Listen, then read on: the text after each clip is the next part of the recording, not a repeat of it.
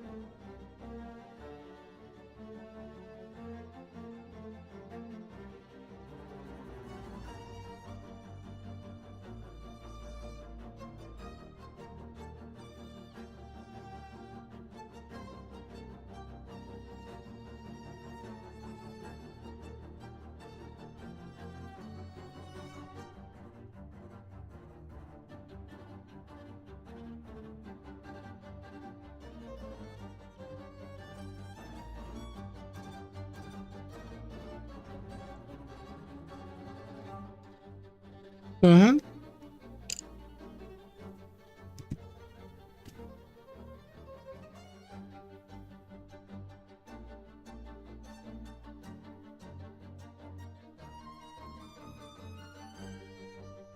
Sure. All right, on.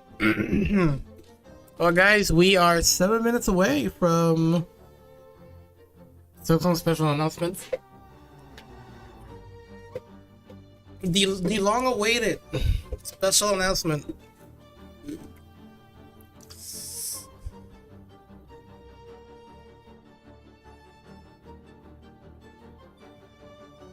Pretty excited about this. It's been a while, dude, since we've seen any Sultan news.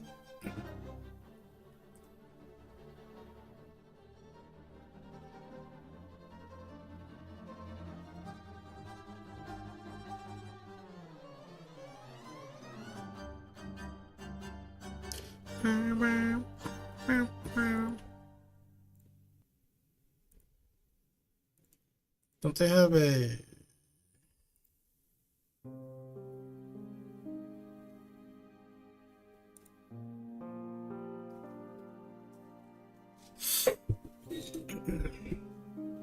I heard that the announcement was going to be like a really short announcement, so that's a bit of a bummer. But if it actually ends up not being true, we get like maybe like a 5-minute or something.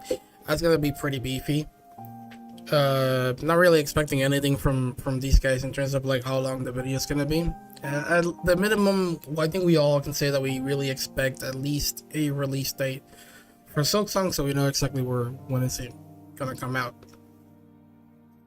Anything after that is cherry on top for me. Although a lot of people probably would want to see way more than that, considering that they've been pretty silent about this game for quite some time. So I can understand that position. And honestly, the more the merrier. I actually want to see more. I want to see what they actually have to offer. So give us all of it. All I want to see is a Hornet Spin. Hey, what's up, Ken? Good to see you. All I want to see is Hornet Spin. And Before anything happens, we got like 5 minutes, right? I think it's fair for me to run an ad. Let's see if I can do that. I'll run an ad right now.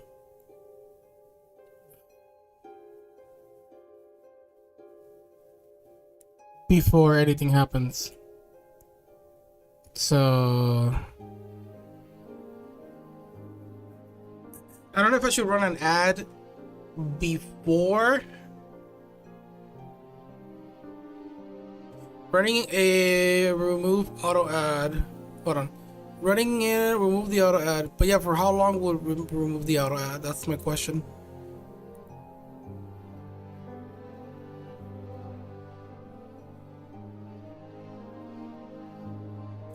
It's 4 minutes left. I'm gonna run the ad now. In that way, when the ad is done, then nobody will have any ads.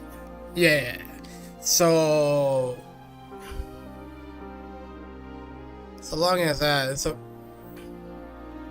it says ad in progress 9 minutes. I don't really like that.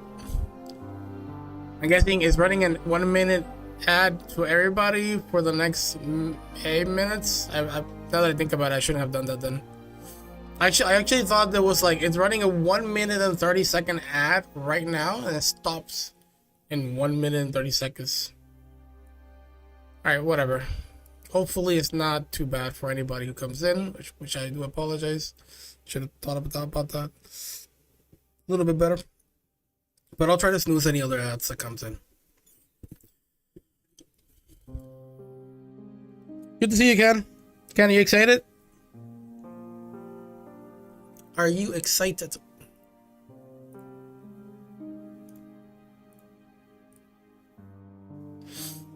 Three minutes, chat. 3 minutes. Chat, I'm still gonna dig into this game when it comes out. I'm just letting you guys know. You ever played normal Hollow Knight? Hollow Knight, it's a Metroidvania. It's a Metroidvania to its core, but it's more it's really good in every aspect. It's a bit of a more challenging Metroidvania than normal, but not really too leaning on the challenging aspect side. It's more of like, you know, the battles that you win, you actually feel like you definitely deserve them, which is really nice. But the world is pretty, the music is great, the bosses are cool, the characters are memorable. A lot about the Hollow Knight is really good at a very affordable price, which is really crazy considering how much DLC they put out, and it's free DLC. I honestly recommend you try Hollow Knight if you really want to. The game is just littered with a lot of content for cheap, you know, like $20. I've seen it way lower than that. It's really good. The thing is that they were actually going to release a DLC where you can play as one of the Hollow Knight's iconic characters, which is Hornet. But at some point in the development, they realized that they can actually turn that DLC into its own game, and this is what we got right now, which is Hollow Knight Silksong.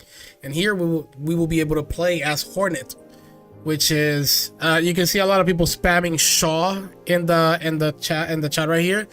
That's because that's what she says when she's fighting you, because she becomes the boss that you fight, but as time passes, she becomes your ally in stopping whatever, you know, entity is trying to destroy the world that they're living in. And so yeah, people really like Hornet a lot. They wanted to see a DLC where you can play as Hornet, and say, you know what, let's just turn it into its own game, no DLC, and let's just expand on the world of Hornet. And we're getting that. And a lot of people are hoping that this game is actually good because the quality of the first game was actually amazing. So this one might be in the same area. Anyways, it's about to happen, chat. It's at 60 seconds, but we got like 10 seconds left or something like that.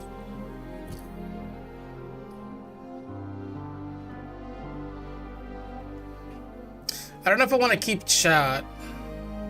I kind of want to keep chat, but in all honesty,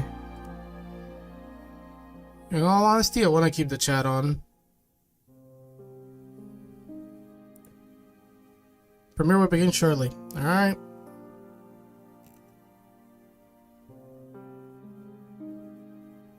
Chat paused. Where did it post? The entire chat post. Were you still reloading?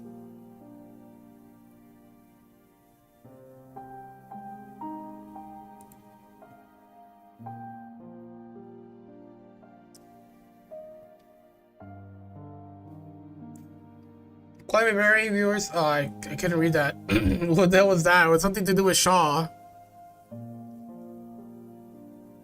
Premiere will begin shortly. The chat just immediately disappeared. What happened? 241,000 people waiting. Oh, there it is. Here we go. Where's the chat?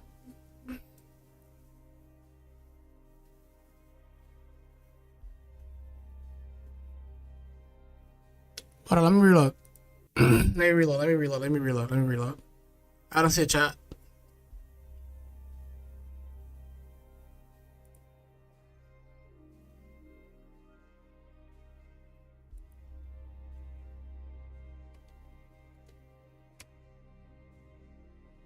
Oh, it says something about auto summary, right? Wait, hold on. Let me, hold on. I need to see that, This is auto-generated experiment. Quality may vary. Viewers in the chat are excitedly spamming Shaw, seemingly anticipating something about to happen 60 seconds. Many viewers are indicating that they were present at this moment. Okay.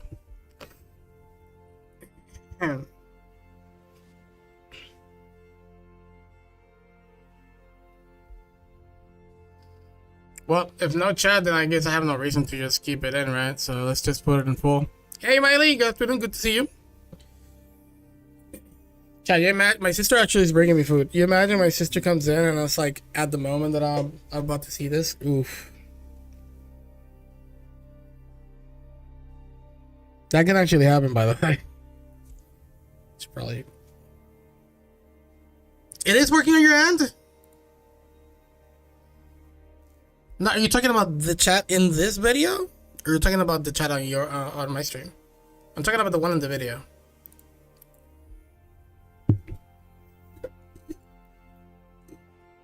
They spam like crazy? What the hell? Why am I not getting...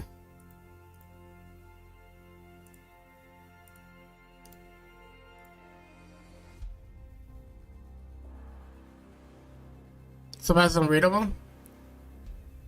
I want that.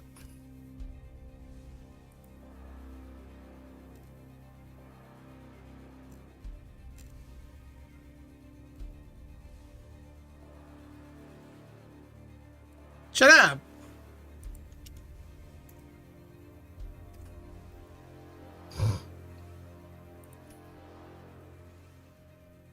Oh, there it is. We're back. We're so back, chat. We are so back.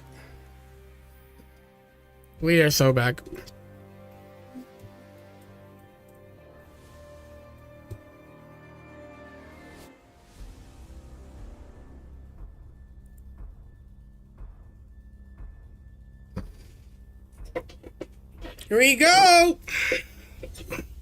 I just spam it if they're spamming.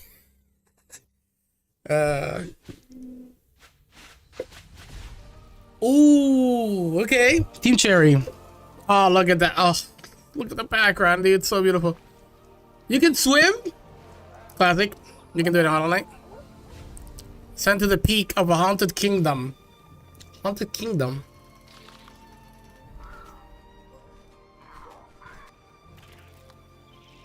Okay, you can go up. Nice.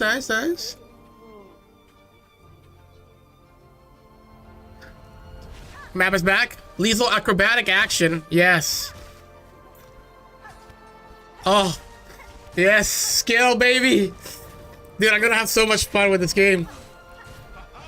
Ooh. I'm gonna have so much fun with this game. This game is my... I think this is my peak. In terms of movement. Best handcrafted world.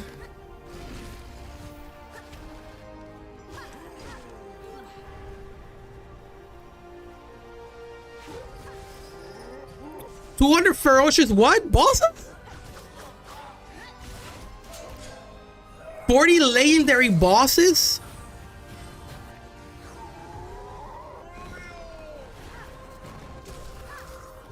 No dual bosses? That man, that looked cool. Restore a kingdom's hope. Oh, you can ride? Alright, that's good, that's good, that's good. That's good, that's good, that's good. 40 legendary bosses.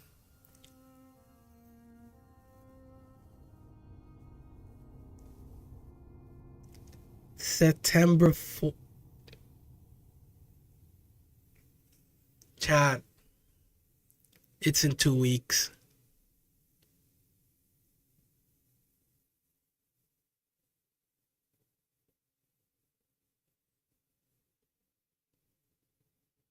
It's in 2 weeks. No, chat. I mean, I have mixed feelings. I don't even know how to feel about this. It's in 2 weeks. I don't even have time to prepare for anything. Like, I'm done with the event, which, by the way, I'm having an event, a charity event, if you guys don't know, in SCG events. I'm having an event from the 29th to the 30th that my event that I'm hosting. And then 4 days after that comes Silk Song. I literally have no time at all.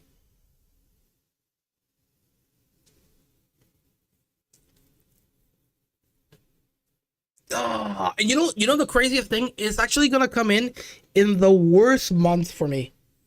Yeah, it's coming in the worst month for me. Now we're hoping that nothing happens, but anybody who lives in Puerto Rico understands that the hottest months when it comes to the hurricane season, it's in September. September is peak. Shit can go down in September. Hopefully this year it goes the same as every other year, nothing bad happens, but it's like the worst month for me to actually go for it.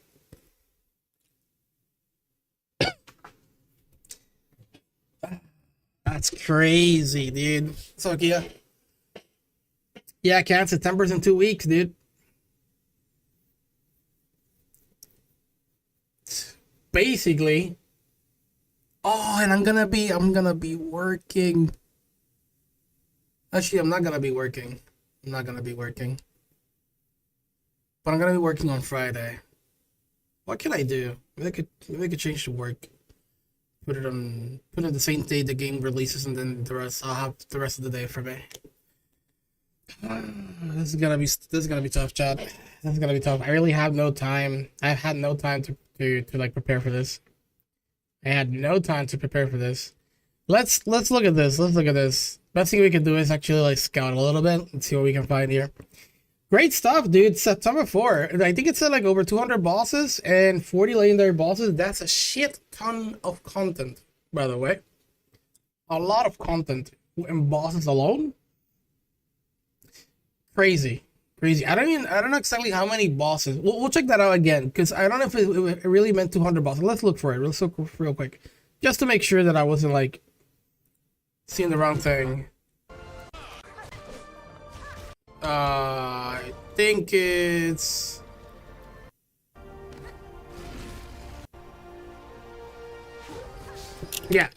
battle over. Yeah. Wait, what the hell?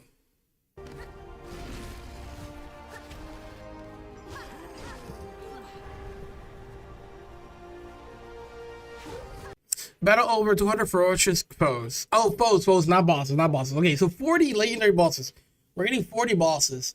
How many bosses did Hollow Knight has? How many bosses in Hollow Knight? DLC and everything. Hollow Knight has 47 bosses when including all variations and Soth encounter, according to the Hollow Knight wiki. And this number does not include the 2 fake out bosses that are not true encounters. Some bosses have also multiple encounters variations within the game, such as the Coliseum of Fools. So in the Coliseum of Fools. So we have a total around 47 to 50 bosses. This is 47, but let's just round it up to 50. Hollow Knight has 50 bosses, and I think this is including everything, yeah, this is all like including DLCs, if I'm not mistaken. Real quick here, so you guys can have a comparison of like this, right?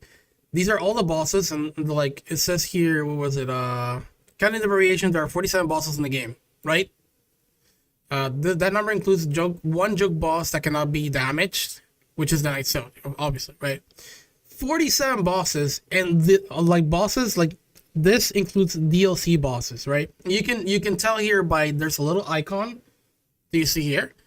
This is the OT boss, and this is like the Hive DLC. We got that. We got Sly, obviously, because they came in and Paintmaster Shia. This is the Grim DLC, so we got Grim here. Uh, so, and then we have the Hives DLC, right? I forgot the name of the DLC, the blue thingy. 47 with DLC, right? And we're already getting 40 out of the bank. Without the DLC, let's see how many is it. Is it 1, 2, 3, 4, 5, 5, 5, 5, 5, 5, 5, 5, 5, 1, 2, 3, 4, 5. Oh wait, I forgot. There's more. But do they even matter? Oh no, these are variations. These are variations. Actually, well, Tiso. Wait, Tiso? Oh, Tiso's a big bubble. Big boss. Yeah, no. Okay, there we go. Okay, here we go. Absolute Radiance. I don't know. Wait, this is the God. Wait, this is the Godmaster DLC. Yeah, Godmaster DLC. My bad. Yeah, so you got Absolute Radiance, Nightmare Grim, Pure Vessel. Shoot, I forgot about this. Great Prince Sod. Yeah. So there's way less bosses, way less than 40 bosses, not including DLCs. And out of the bag, we're getting 40 legendary bosses. 40 bosses. Can you like stop doing that, dude? I would appreciate it. Let me just reload this real quick, chat. There you go. Let's see. Yeah, so we have 40 bosses as a starting point, right? I don't really know where they want to go with this after this, but if they go the same route they did with Hollow Knight when it comes to DLCs, you can expect a shit ton of DLCs plus I should tell the DLCs for the price of nothing. I don't really know if that's gonna be the case because I don't know where they stand as a studio right now, and who's their publisher, what their publisher is dealing with. But it kind of shows that these guys been given creative freedom if they do have a publisher with them pushing them.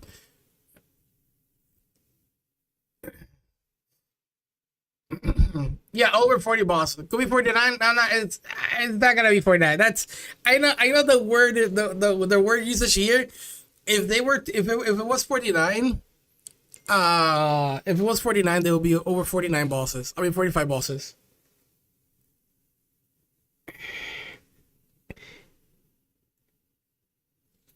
Why not 69? I could be 69, you know? It could be 69. Give me a second, be right back.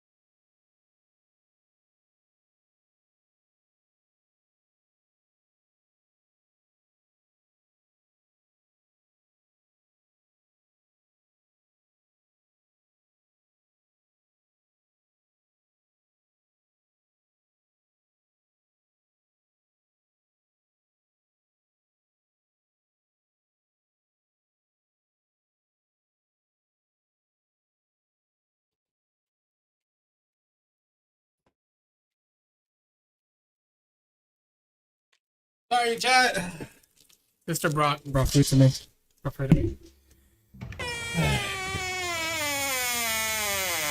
Something yay!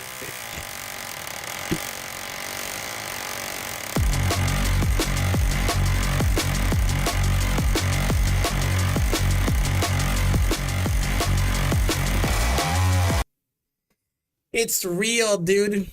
It is real, man. Dude, 2 weeks, man. 2 weeks, dude. I can't even breathe, dude. I have the SCG event that's gonna happen on August 29th. So it's like next week. I got the event, and then once the event is over, 4 days later, this thing comes in. Can't catch a break, dude. Oh, you were hoping for a shadow drop? Dude, no, shadow drop will be. It will be over for me, dude. It will be over for me. I'm gonna see. I hope I can I could like separate an entire week for me, dude. Because I really want to play this game. Looking forward to it, dude. Over 40 bosses. It's nuts. Because I think Hollow Knight opened with way less. So we have a ton of content in this game. Forget how many HK had. So I actually searched and it says 47, including variations. And there's a couple of variations. So we definitely have under 40. Right? So like these are the boss variants. Not talking about, so like pre-DLC, we have way less, right? Because it's like 1, 2, 3, 4, 5, 6, 7, 8, 9, 10, 11, 12. That's 12 less bosses from the DLCs than what it say here, right? So we're seeing like 35 bosses around there at release. So yeah, there's a lot of content, dude. Right, and then 200. I don't know what it meant, like 200 foes. I'm guessing like enemy types. Battle over 200 ferocious foes. Oh, so like okay. I know what this means. This is like this is not like boss fights, but it's more like you're fighting elites and stuff like that. I'm guessing, which is pretty cool. I actually like that. You know, a lot of interesting encounters. We might find enemies that like foes that turn into allies and stuff. That's pretty good. Hoping for a boss rush. Oh yeah. Sick run to do back to back. Have you done P5 or not? Yeah, P5. A run back like a boss rush of it will be pretty sick. I'm pretty sure a lot of people will be down for that. 100%. You already know me. I'm looking forward to finishing the game and going straight into the fray. And hoping how it goes. Oh, what the hell? No. It's gonna be interesting, dude. It's really gonna be interesting. I saw the movement and everything, dude. This game I vibe with this game. The way the movement and everything, I completely vibe with it. This is my type of game. Looking forward to it. Got down to 10 hits. Wanted to go back to it one day. Now that success coming, probably a good time. The thing is, dude, you don't have much time. I mean, you could probably pull it off. If you got a PB10, getting back to it wouldn't cost you that much. If you like hard grind it, you'll probably make it. You'll probably make it. Because we basically have literally 2 weeks. Literally 2 weeks.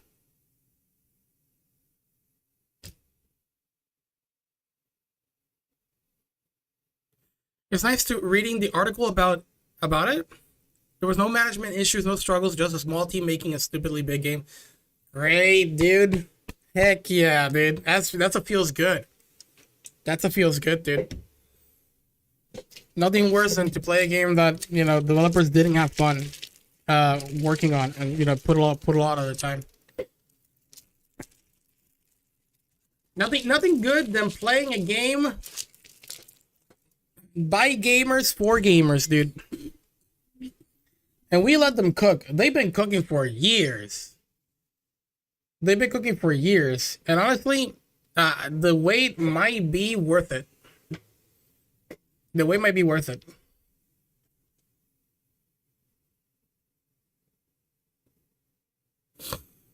I actually thought my worry was financial struggles. That's where my worry was, because health could definitely be a big issue, but sometimes what could end up happening is the developer gets a substantial amount of money, but they don't know how to manage it, and they end up screwed.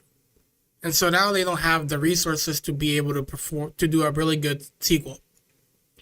And my concern, considering how long it took them to actually say anything, was like they're just really low on budget, and they mismanaged the money, right? But it appears like it was not the case. They just really wanted to be silent on this whole thing and just make a really good game. And I feel like they're gonna deliver, dude. Like, it's just what's the name? I forgot the name of this. The background. I forgot. There's a name for that. For that thingy. What is the name for that? Like moving backgrounds and the art of it.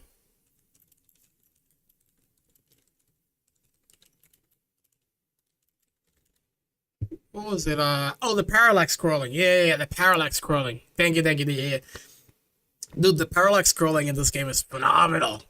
Phenomenal. What I think one of these one of these. Yeah. So look at this, dude. Look at that, dude. Look at that. That is amazing. Look at the parallax scrolling in this and that one, dude.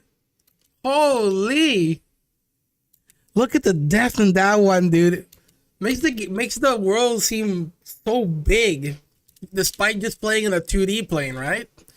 If you get the chance, check out the Blooming article on it. It goes over everything. Oh, can you link it? Links are good. You can link it if you want to. Dude, no, this game is something else, dude. The art direction. They really, you can tell they really had budget this time to just do something crazy, right? Oh. Yeah, no worries. No big deal. I'll check it in a bit.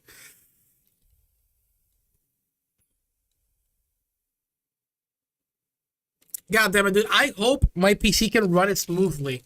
Because I really want to get, I really want to get lost in this game.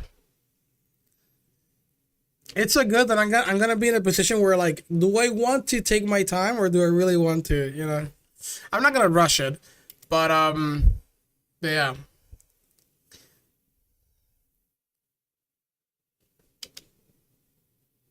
There's stuff here to watch. I don't know if you actually gotta like pause and start looking at little things.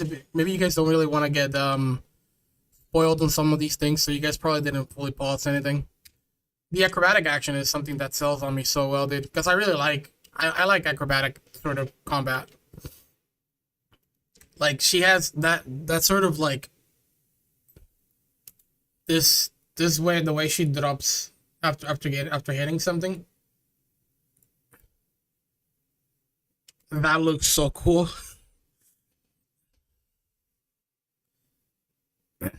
I doubt it's more technically challenging than the first game. I think at the highest level it's gonna be difficult to know. At the casual level, it's definitely gonna be more technically challenging. Right. The fact that they're telling you there's gonna be like movement, the movement is more acrobatic. It just means that that it allows them to play around more with not only like grounded combat but aerial combat as well. So it's gonna require the player to like know how to move in the air well. and you know, and the usage of pogos, right? Yeah, the pogo animation is amazing. The pogo animation is sick, dude. But you got an air dash, classic pogo. Freaking love that pogo. That pogo looks pretty big. You got an air dash. Hollow Knight had an air dash. We got a pogo. Hollow Knight had a pogo. But you got this right here, right? So that's like a grapple, basically. I actually thought initially that the grapple was gonna be diagonal, and it kind of reminded me of like Castlevania games. I think they're kind of like that, if I'm not mistaken. Like they have tools that are like diagonal. But doesn't seem to be the case. Now here's something that I kind of am curious: is the grapple, how do I say this? Does the grapple has a 360 degree, or is it a direction, or is it like straight? Because here we can kind of tell that the enemy is leveled with the player. But on the next one, I think the player is slightly below the... Yeah, so you see how it goes up? It seems like it's just snapping into it. Right? It could be like it's just snapping into it, even if you're like holding straight right. I don't know. I don't really know. Oh, and then, yeah, so this, I actually saw this in the, I think one of the trailers like way back, and I don't think it's this specific portion here, but I did saw it in some other part, and this is what this is what basically told me that, you know, like there's gonna be combat is just not gonna be like 4 directions, like up, down, left, right, right? We're gonna have some diagonal shit, and this right here is what I mean, right? Pretty crazy. So Pogo's not like the classic Pogo is not the only thing we have. Now we have more options, and more options means developers can actually be more creative with how they want to do fights. Whether that's a good thing or bad thing, I don't really know. I think it's not gonna matter that much, to be honest. It's just, it might be just an extra tool that we can have to give players more options than anything. It does say that it does allow them to be a bit more flexible with their design choices in terms of the enemy and combat, but I don't think it's gonna be that big of a, like, I don't think they're gonna enforce you to use a sort of pogo for certain attacks. I mean, maybe there might be, but I think it's pretty good. Is that a wall run? It went so fast and I couldn't really tell. Do we have wall? I wouldn't be surprised if we actually got wall run. Also, yeah, no, there's so many crazy movement options. That's an uppercut. We might have a wall run. I may be wrong, but we also have a ledge grab, right? Diagonal pogos, normal pogos, dashes, grapples, ledge grabs, wall runs potentially. Uppercuts go up in the air. Like you don't even have to jump about it, right? Goes for the pogo. Hits. Yeah, that's crazy, dude. That was a diagonal like a downward kick or a downward attack. Diagonally downward. Yeah, dude, combat looks sick, dude. It has a lot of stuff. Alice has a lot of stuff. Let's see this. Bright. Jeez. Hello? Huh. This was a bit of a lengthy interview. Why Silksong took 7 years to make. The highly anticipated indie game has been in production for so long that it's become an internet meme, which is true. Hi everyone, and welcome to a special edition of Game On, about a very special edition of Game On. Okay, a very special game that we'll be playing quite soon. Game On.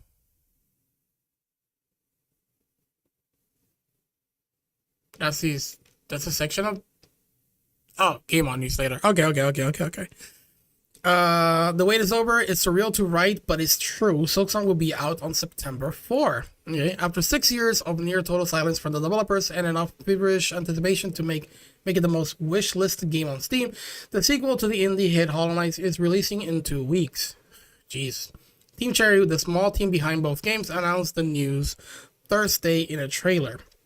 Why did it take long? Often such protracted development cycles are caused by mismanagement and results in painful burnout among the staff. But speaking to me last week on a video call from their office in Adelaide, Australia, Team Cherry co-founder Eric Gibson and William Pelland said that making Silksong has become nothing but a joyful process. Let's go, dude. I'm really happy for that, dude. I'm really happy for that. When I usually you can tell when the process is like really good, like really like fun for the developer, because you can see that when they're designing, when you play the game, they just didn't design the game to just play based on like the goal. They just made a game that they felt like they would enjoy playing. Super Metroid is a really good game when it that represents that deeply. If you guys never played Super Metroid, dude, goddamn play that goddamn game. That game is amazing. That game holds secrets that you don't really know until like way later, and they find ways to teach you how to do stuff in the game later on that makes the second playthrough very different. Because in the first playthrough, when you don't know how to do some of the advanced tech like bomb jumping, wall jumping, shine sparking, those kind of things, you really just play the game as intended, right? Running, there's an entire room where if you don't know how to run, you don't get past it, and a lot of people get stuck in there. And the cool thing about it is like you can play the entire game without knowing any of these techs except running. Running is the only thing, and they actually like sort of wall you into like really learning how to run. But the rest is optional. The rest is optional. No, I'm talking about Super Metroid. And once you beat the entire game, you're done, right? But if you pay attention to some of the areas where you find animals that teach you how to do some of these techs, and you play the game again, you realize that you can actually change the order in which you do the bosses. And it's just a completely different gameplay. I mean, playthrough, right? Like, you don't really have to go the intended route. Now you can just break the game however you want it to. And bomb jumping, it shows you if you just leave the title screen untouched. It shows you bomb jumping. And then there's 2 rooms with animals that actually teaches you how to do shine sparking and how to do wall jumping. So that's a sign of a pretty good of the fact that the developers just had a really good time developing a game, right? The game that they feel like they will enjoy playing because it has a lot of secrets and stuff, right? And I feel like Silksong is leaning on that direction. And based on the content that we see, it's evident that this is gonna be a great game. What I'm really hoping is to find like secrets and stuff that they kind of placed in for maybe like memes or references or anything of the like, because I really want to see stuff like that. I want to see developers just throwing their own little twist in the game, right? Instead of just creating Silksong with the idea of like making it big. Anyways, enough talking. We've been having fun, Gibson says. This whole thing is just a vehicle for creativity anyway. It's nice to make fun things. The lengthy production wasn't the result of development challenges or obstacles, they said. They just needed all these years to ensure that Silksong was exactly the game they wanted to make. Good for me, dude. I mean, good for them, and good for us. It was never stuck or anything, Gibson said. It was always progressing. It's just the case that we're a small team, and games take a lot of time. There wasn't any big controversial moments behind it. The Silksong saga started in 2017, when Team Cherry released Hollow Knight, an action platformer set in vast world full of cartoon bugs. A Switch version released the following year added to the momentum. By the end of 2018, millions of fans were raving about the 8th polished gameplay, distinct style, and impeccable vibes. As of today, the game has sold 50 million copies. Team Cherry told me. Okay, So I thought it was like doing a little introduction. Like it kind of is an introduction, making it one of the most successful independent video games ever. I mean, 50 million copies is a shit ton of copies. I mean, the game speaks for itself. It's just a really good game. Initially, Gibson and Palin had planned to release an expansion pack revolving around Hornet. Yeah, this is what I was talking about to you, Ken. That the whole like Hornet DLC situation. Let's keep on reading.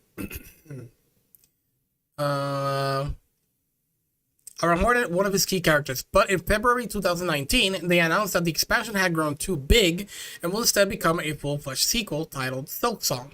Hollow Knight has been massive, and their plan at the outset was to build a smaller world for Silksong to ensure that the game felt just as deep. They implemented an elaborate quest system that will offer the players reasons to backtrack and revisit old locations. That is cool, because the thing about Metroidvanias is that backtracking is a thing. Always been, always has been, always will be. Maybe in the future, you know, somebody might implement something that is like you don't really need to backtrack. I mean, there's some that really don't have backtracking because they don't put any secrets or anything that you can go back and go like, oh, if I actually missile this door, now I can open it, right? So there might be stuff like that. But a lot of the Metroidvanias that I play, they just have backtracking in some way. The fact that they're like doubling down on just making sure that backtracking is really fun is what I want to see, because sometimes backtracking doesn't work for all Metroidvanias. It's like backtracking just for the sake of backtracking is just not that fun. In contrast to Hollow Knight, which had a single town full of shops and characters to meet, there will also be multiple towns, each serving as a hub for quests. Even at that point, we were recognizing that it was going to become another giant thing to rival the scale of Hollow Knight, or probably exceed it. I mean, the fact that they said exceeded makes me excited. And then because of how we work, obviously the world ended up being just as big or bigger, and the quest system existed. And the multiple towns existed. Suddenly, you end up 6-7 years later. Okay. So they're definitely making things. They're expanding as much as they can on multiple systems that they got implemented in the game. It all came down to their development style, which may have been too much fun. Gibson and Palin, who were joined by programmer Jack Vine, composer Chris Larkin. Hell yeah, Chris, get in there, brother. Give me some badass OSTs. And a few contractors who helped with programming and testing started off by designing the core gameplay for Hornet, the game's slick protagonist. From there, it was easy to implement and test out new ideas, even as the game grew bigger. We were very fortunate that we have a development method that is so enjoyable, Gibson said. Not exactly sure how we stumbled into that. Everything comes together quickly. You can see the results fast. Ideas turned into something that existed in the game. Ideas turned into something that existed in the game almost immediately before our eyes. And that's very satisfying. And that allows you to go off on those tangents and meet weird characters because someone's offhandedly mentioned a weird character as an idea. Wait, shit, I'm really bad at reading. Offhandedly mentioned a weird character as an idea, and the other person's laughed, and that's enough. Okay. I see where they're going with that. You're always working on a new idea, new item, new area, new boss, Palin said. That stuff is so nice. It's for the sake of just completing the game that we're stopping. We could have kept going. Wait, didn't they have like the similar issue with Hollow Knight? It's like we could have kept going, but we had to stop. Because I remember there was a lava area that they wanted to do for a DLC, and they said no more. I think it was a DLC where you got the Shadow Dash. Actually, was that a DLC? There was something that they wanted to add, and they said, you know what, no more. We can't really continue. It's good to see developers are enjoying the creative process, you know, like trying to make games. It's like they want to keep making stuff, but they gotta stop. Hey, and that's a good sign that they actually don't seem to be on a path of stopping when it comes to like making games. Like if Silksong actually does well and they feel like doing something else, they could they've set themselves in a position where they can make games off characters of existing games. Heck, I would have freaking loved to see a Hollow Knight of Tiso. Personally, Tiso is such a great character. And I would love to see that. But I think Tiso does die in Hollow Knight, right? Or does Tiso? No, wait, it's not Tiso. My bad. No, not Tiso. I apologize. Not Tiso. It's the other guy. The guy that gives you the mask when you're going to fight Umu. That guy. I would love to see a Hollow Knight game out of that guy. Let's see. The downside of this methodology was that it could have lasted forever. I remember at some point, I just had to stop sketching because I want everything I'm drawing here has to end up in the game. That's a cool idea. That's in. That's a cool idea. That's okay. Yeah, that's a cool idea. That's cool. I'm getting lost in the sauce here, chat. I'm sorry. You realize if I don't stop drawing, this is going to take 15 years to finish. During the development of Hollow Knight, Gibson and Pellin frequently posted game updates and talked to players. At the end of 2019, Team Cherry posted one more update about Silksong, then went silent to much fans' dismay. Yeah, that was true. Wait, really? Hold on. 2019? It's been that long? Wait, really? 2019? Jesus, I thought it was like 21. Huh. It really has been that long. We felt like continued updates were just going to sour people on the whole thing. Because all we could really say is we're still working on it. Yeah, I could see that. That's pretty true. That's pretty true. I could see that. I mean, we could always say that there's always that middle ground where you can just find ways to let us know and tell us like, hey, we really want to make this a really good game, so we're gonna take our ass. We're gonna take our long ass time on this. But I get them. They wanted to be particularly cautious about avoiding spoilers. Much of the thrill of Hollow Knight came from accidentally stumbling upon secret passageways or breaking down walls to find hidden bugs. Silksong has plenty of its own secrets that they didn't want to detail before the release. Plus, they thought Silksong would be out much sooner. Yeah, that was long ass time. That's true. Instead of popping up and bugging people for the sake of it, it felt like our actual responsibility was just to work on the game. Probably at the time we thought we'd go quiet for a year or two, then the game will come out. In 2020, as COVID disrupted most of video game productions around the world, Adelaide was about to stave off the worst of the pandemic, going months without new cases, which allowed Gibson and Pellin to continue plugging along Silksong. Seems a little odd knowing that the rest of the world has such a dramatic and isolated period. Here we were going to cafes and having brunch. I mean, yeah, it's like it's a like for a lot of people who actually really need to go out there. For developers, it's nice when you just have to stay in. So I totally get that. Silksong briefly resurfaced in 2022 during the Xbox event, which promised that all the games shown will be out within a year. Oh yeah. So there it is. Yeah, it's 22. Yeah. So this is what I'm talking about. It wasn't 19. No, it wasn't 2019. Yeah. Because they did release something. Xbox doubled down on Twitter saying Hollow Knight sequel will be out before June 2023, which did not happen. At the time, they all thought it was true.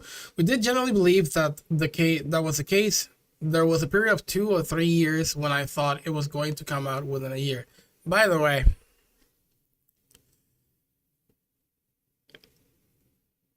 I want to say RIP for Clear Obscure. I'm not going to say RIP yet, I guess, but it's going to be a very uphill battle if this game actually does exceedingly well. Because this was a extremely high anticipated game. Clear Obscure came out of nowhere, just like Hollow Knight came out of nowhere when it came out back then. But this game, a lot of people were expecting, like, this game already has, kind of hard to be clear at the moment. It's kind of hard to be clear at the moment, but Silksong, it's basically the same issue with like GTA 6, where people were saying like, please, GTA 6 don't release on this year, because if you do release on this year, you're going to steal Clear Obscure's seat, right? And it's because Silksong a bit more 15 million copies is not, I wouldn't consider a niche game. But actually, no, wait, 50 million copies? Wait, hold on. How much? Yeah, no. 50 million copies, I wouldn't say is a niche game. How much was Monster Hunter? 9 million copies? If I'm not mistaken. So Monster Hunter is a bit niche as well. We could argue that Monster Hunter has a bit of a niche. But World actually sold really well. Like it was like the biggest breakthrough for Monster Hunter World, Monster Hunter itself, right? And they did extremely well. A lot of people play that shit. Please don't compare Monster Hunter. We're not comparing. I'm not comparing the type of games. I'm comparing the type of the sales, right? Regardless of what kind of genre, what type of game is. From no, I'm talking about World. I'm not talking about Wilds. I'm not talking about Wilds. No Wilds. No. Wilds haven't. How I think Wilds didn't even reach.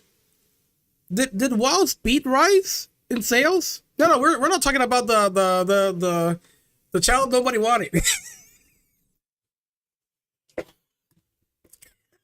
we're not talking about the child that nobody wants. No.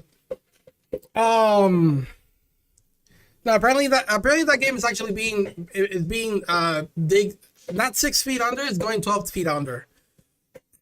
Apparently Wilds is it's bad. But anyways, I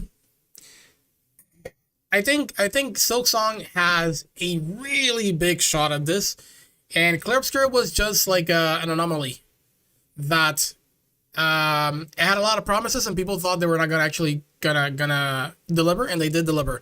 And it's actually one of the greatest games I ever played, RPG wise. And even when any, considering all the other games that I played in my life, I think it's definitely in my top 10. But these developers delivered with Hollow Knight, and what we're seeing here, I mean, if the slice they showed us is the only good part of Silksong, then definitely not gonna be it. There's no chance. But I don't think that's gonna be the case. I think it's very likely that Silksong is just gonna do so well that is gonna be an uphill battle for Clarobscure. Just because this is the sequel, right? Or not the sequel. This is just the second game. So it already has a fan base. And if it's all 50 million, imagine this one. Who knows? Capcom took shit with the game and took money and still haven't fixed the game. Apparently they're not doing well, dude. I've seen a couple videos and they're not doing well with that game. People are pissed. I don't even know why that game. It keeps coming up into the feed like news about it, and I'm like, wow, this game is still alive. And I really want to play it because it has Akuma in it, so I'm kind of looking forward to that game. I don't really know how bad is it.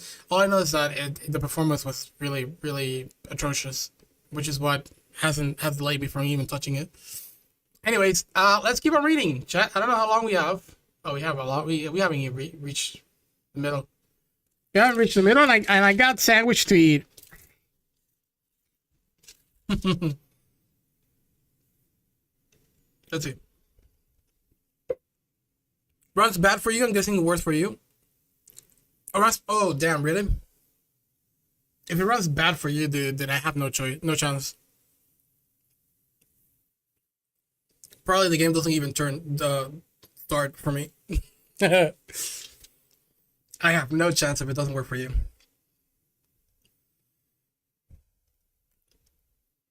Let's see where we at. Here it is. At the time, they all thought it was true. We generally believe that was the case, Palin said. That there was a period of 2 to 3 years and we thought it was going to come out within a year. But the game kept growing. Silksong has more elaborate bosses than Hollow Knight. Elaborate bosses, that's interesting. So they're kind of making bosses a bit more complex, which I like. More gameplay systems and more interactivity. Hell yeah. Gives Impelon wanted objects in the world to react to Hornet's various tools, which require a ton of drawing and animations to work. I think we're always underestimating the amount of time and effort it'll take us to achieve things.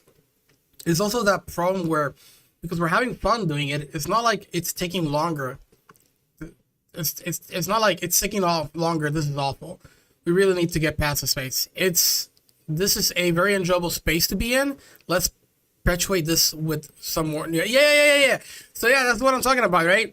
The whole thing of like we're creating and our ideas are like flowing to no end, and we want to make this particular part even better, over and over and over, right? And like I said, I felt that with Super Metroid. I really felt that like Super Metroid has so many really minute things that you don't really see at a first glance, but the more you sort of like, if you talk to people who actually know about the game, they'll tell you like really crazy things about Super Metroid that definitely shows you the developers were like really putting in time into the details. Like I forgot the name of it. There's something called Crystal Flash. If you guys ever played Super Metroid, when you are low in health, there is a secret trick that you can pull off that you only see it if you leave the menu untouched. So it shows like the little cutscenes. And it shows your character just like going into a pose like she's holding her knees in the air, and then she becomes like this giant orb and then goes back to normal. That's called Crystal Flash. And the way that thing works is that if you're low in health, you could trade your resources like missiles, super missiles, and power bombs for refilling your entire health pool. Right? So if you're in a really tough spot, you can just do that. And then you can continue going, right? It's like, oh, I have no place to save or anything. Like, you would think like, well, there's so many ways you can farm for health. You don't really need to do that. But it exists, right? Like farming for resources is not as bad as it is in the Metroid game, like in the first Metroid. It's actually pretty easy to farm for resources in Super Metroid, so you don't really need that. But they actually added it, right? It's like we did it because it's fun, you know. And that's the thing that I want to see here. It's like we just do things that might not be like you might not need it, but it's good that it's there, you know. And I like that. I like having options.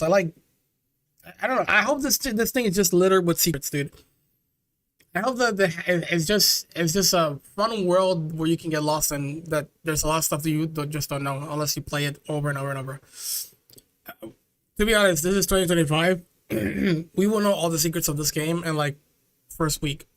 To be honest, it's not like the old days where you actually you need to watch like comic books or like Nintendo Power to know little things about a game that you would never find out unless you lived in a village with gamers.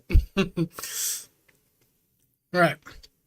The longer development lasted, the more pressure Gibson and Pelin felt to ensure that everything was as fine-tuned as possible. They already spent 4 years on it. Why would they rush now? The more time spent polishing some parts, the more time they needed to apply it consistently across the rest. There's a level of finish that has to be met throughout the entire game, Pelin said. All the systems interact, all the hidden work that pops up later on is multiplicative. As you add stuff, the process of tying it all back together just increases. That's true. That's a lot of work. Throughout the development team cherry remained tiny, which may have extended the production time, but also saved them from the slog of having to manage and delegate.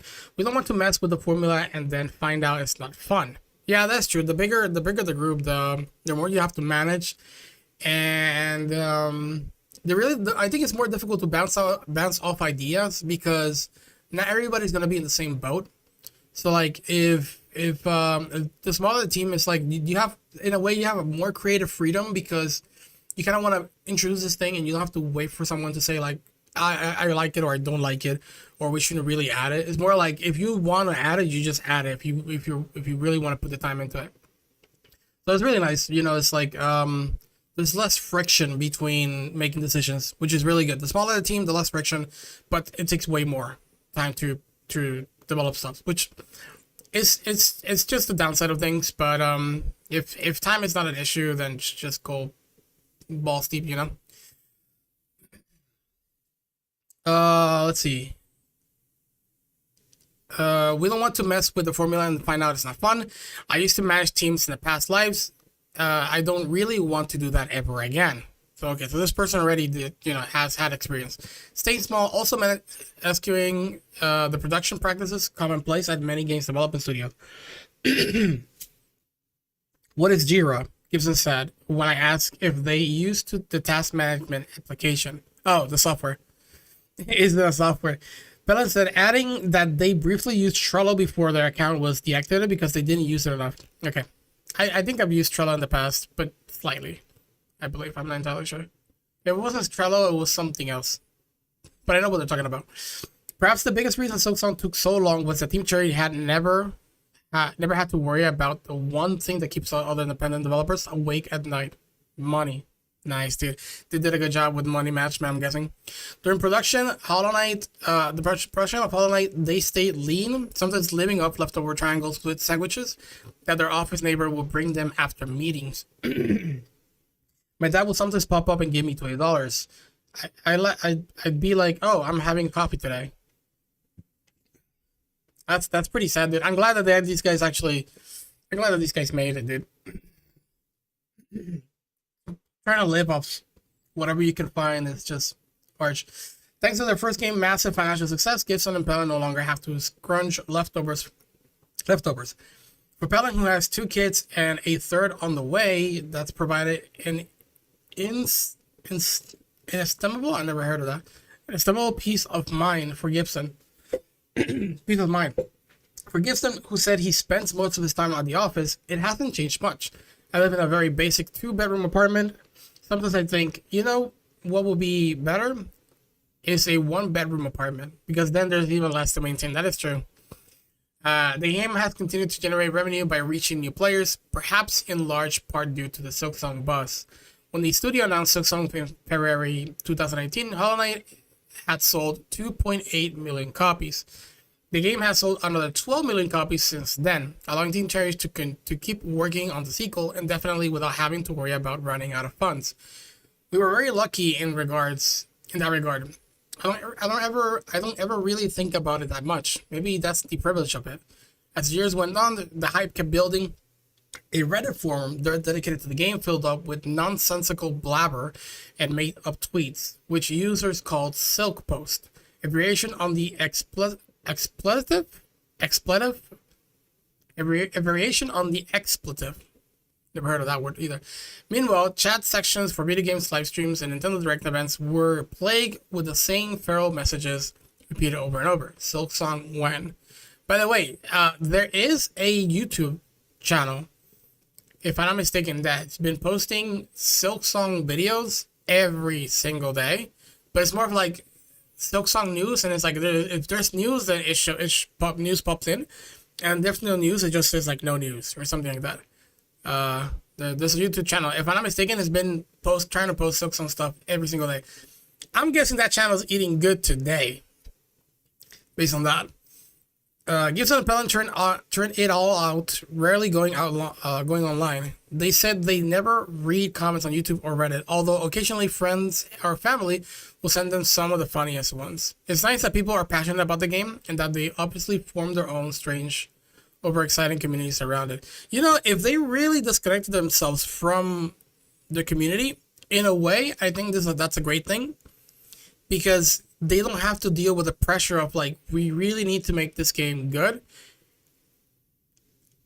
and make sure it satisfies a lot of people. Because the problem with that is that there's a big difference between making a game to satisfy an audience that already has expectations about you based on what you did in the past, over making a game that you really want to be in, regardless of what people think.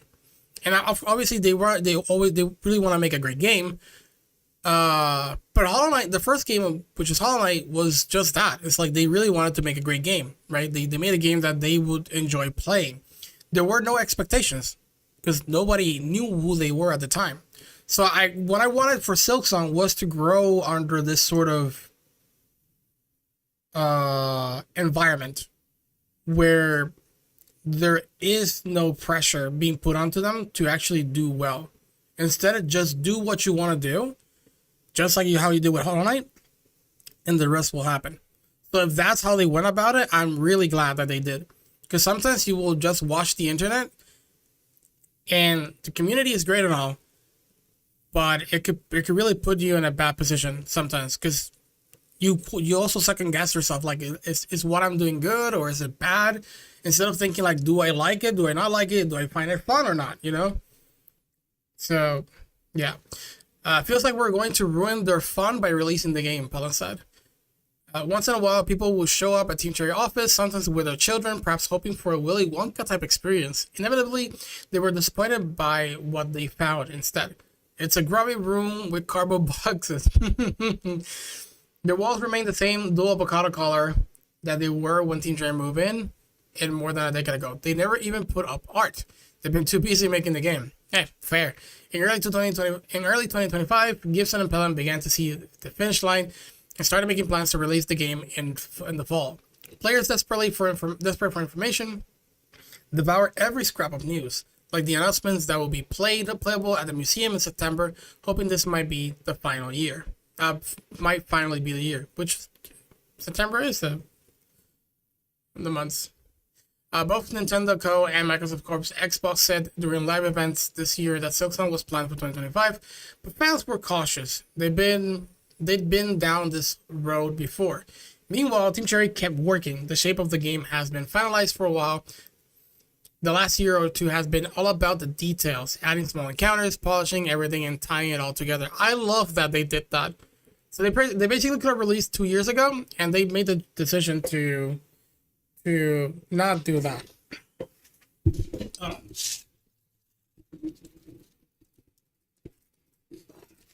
There's enough light as it is right now. I don't need that extra light because of this.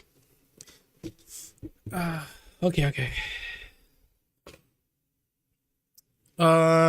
We're still working to finalize things until the last possible minute. As we spoke with Silksong a little more than 3 weeks out, I spotted a programmer, Jack Vine, in the background tweaking code for one of the game's console ports. Oh, so they're still working on things? Tweaking code for one of the game's console ports. Okay. Gibson and Pelham say they're happy that the game is finally coming out, and even happier that they will get to keep working on it. Okay, so there you go. Confirmed DLCs, I'm guessing, right? Which they still find enjoyable even after 7 years. They haven't burned out or shown any desire to take a break. Instead, they're already making big plans to add extra content to Silksong in the months and years to come. That's crazy, dude.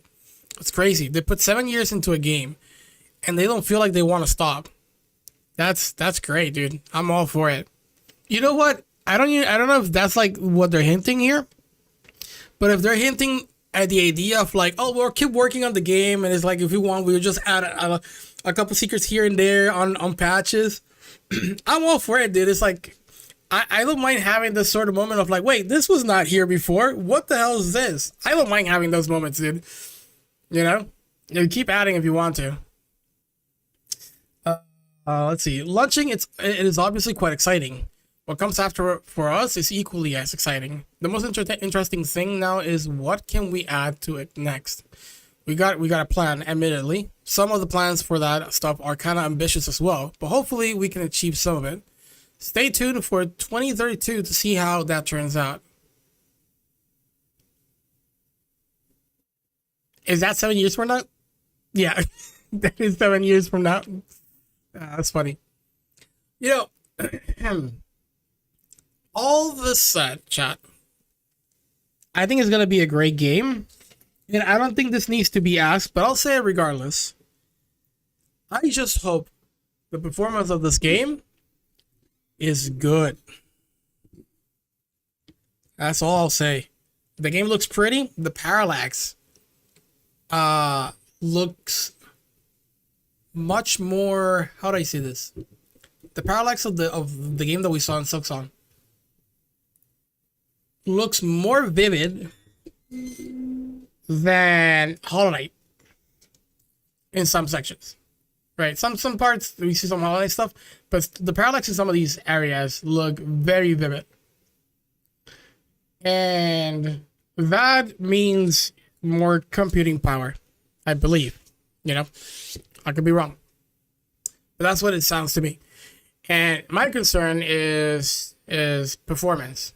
You know, so I hope that they actually work pretty well on the coding side of things to make sure that the game runs as smoothly as possible. Because if performance is going to be an issue, it's actually going to impact Silksong, in my opinion. Now, I don't think the performance requirements for this game might be too big compared to some of the other games that exist in the space, or not in the space, not into these, but like overall. But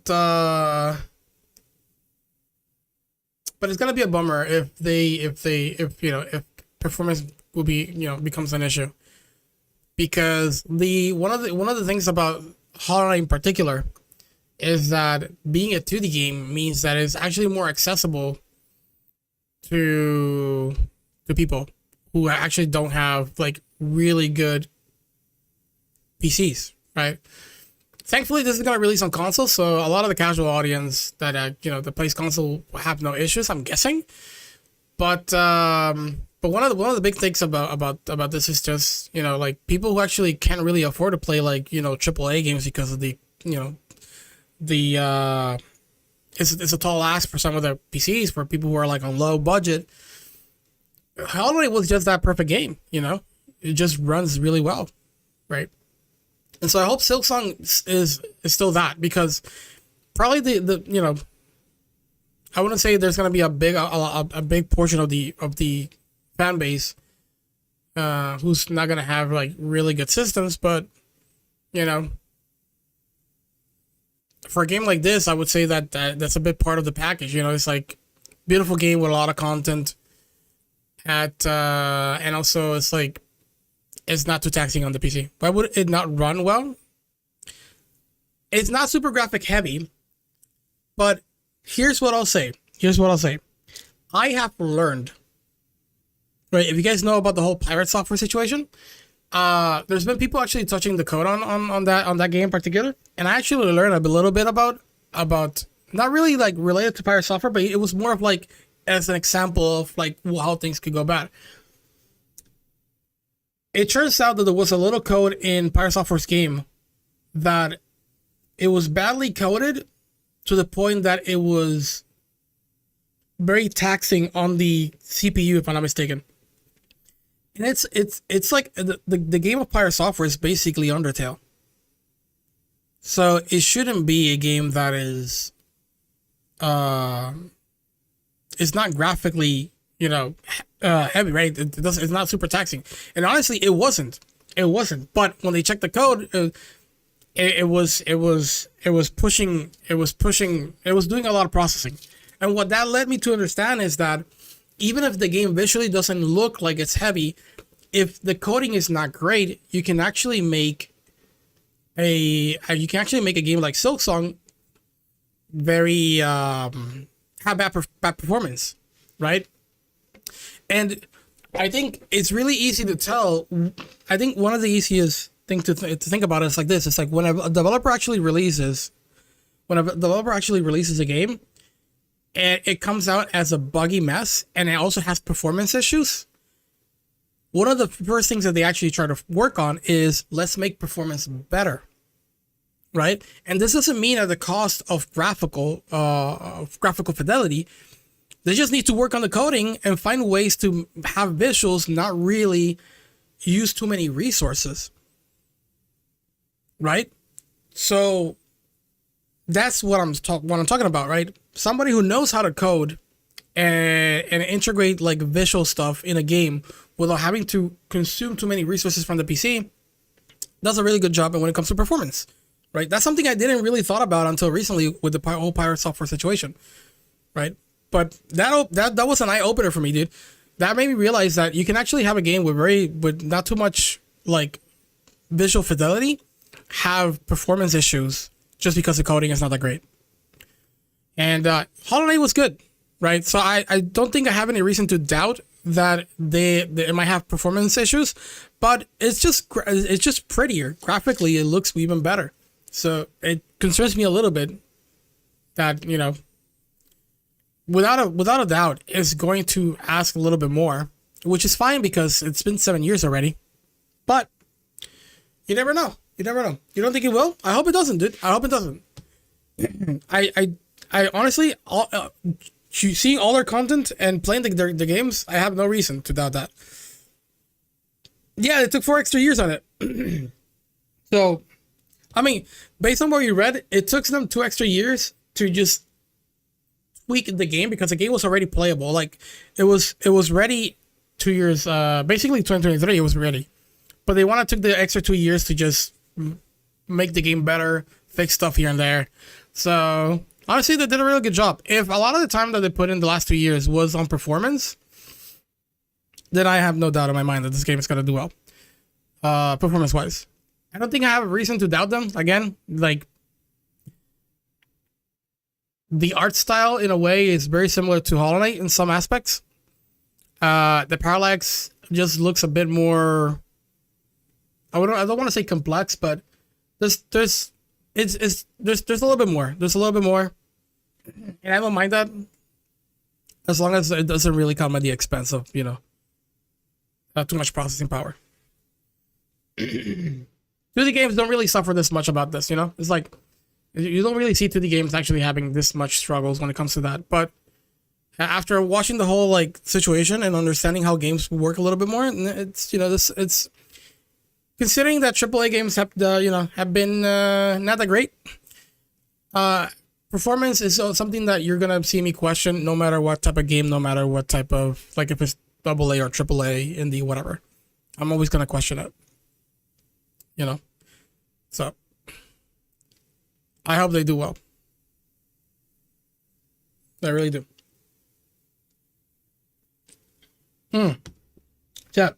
I'm going to, let's do something, because I want to watch a bit of this. I don't really want to eat on camera. My sandwich is already cold, so I am going to put this here. And because I don't want to eat with my mouth full. I mean, I don't want to speak. You know what I mean? Hold on a second, chat. We're gonna put this in slow mo.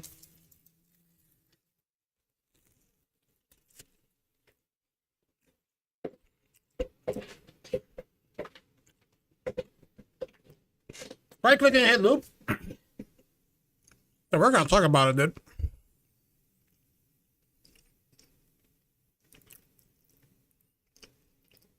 Hold on, chat.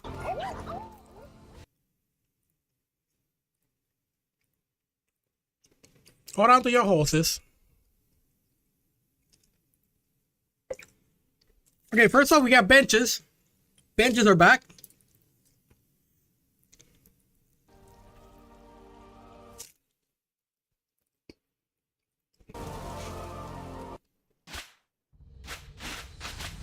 Boom! First few frames, what we got?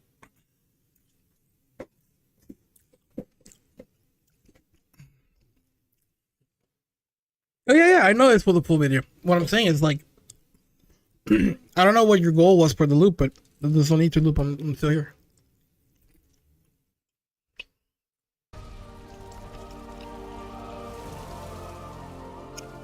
So you can eat? Yeah. Oh yeah. So that, okay. So that's what you thought. I thought the same thing. I'm not going anywhere. That said, though, if I actually mess up and I let it run fully, if I leave a loop, I'll have to, like, press play again. So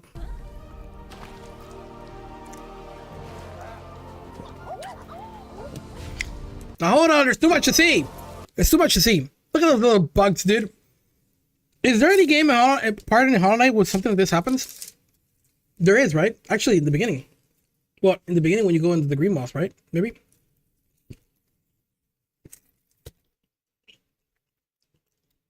I mean, not green moss, the green area.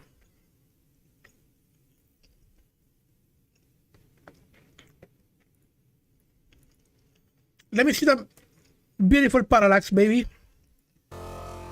Oops. Damn. Yeah, this looks smooth. Smooth as butter, dude.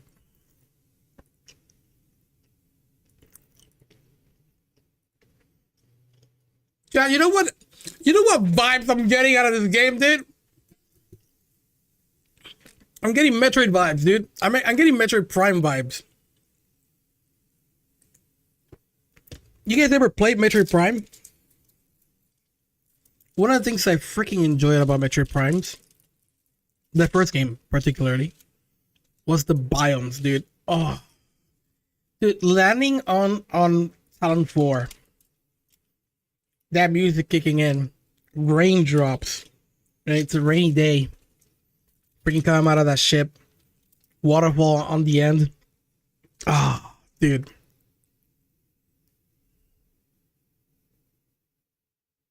The environment, dude. The environment is something so important, dude. Look at that, dude. That looks sick. Lush green.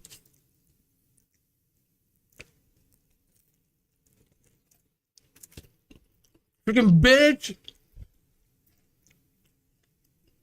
This whole thing is alive. That's one of the things that I actually like about this game that I'm seeing.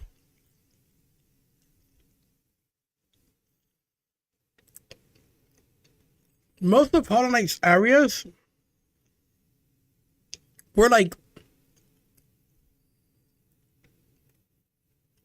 the aftermath of whatever happened in that moment. Around that time.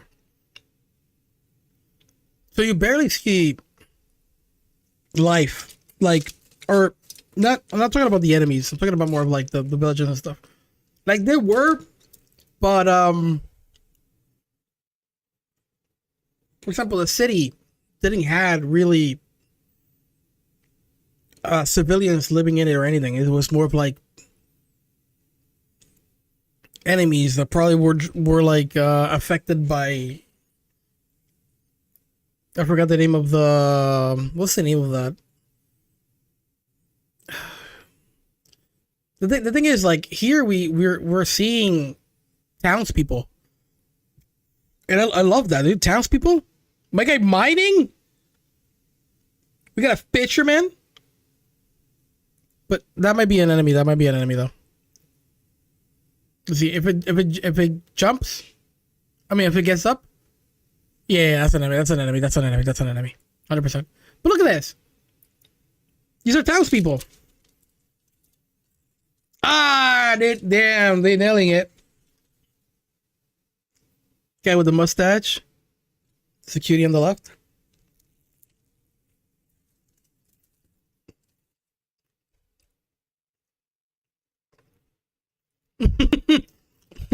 Yo, that guy's a merchant, 100%. This guy right here, that guy's a merchant, 100%, dude.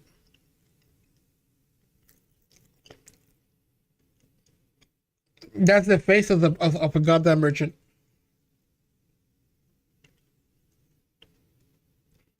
You can see this thing in the back here. I'm very sure this guy's a merchant. And then this guy is the assistant.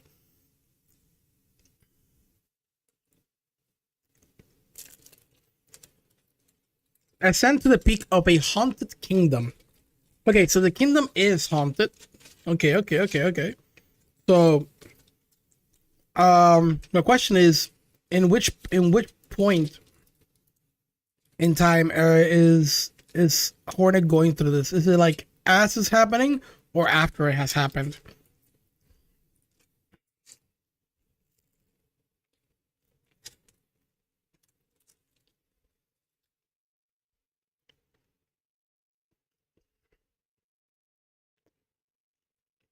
Honestly, dude.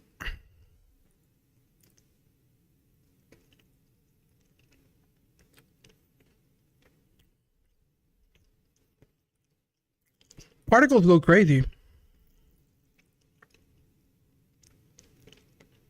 Look at them particles, chat.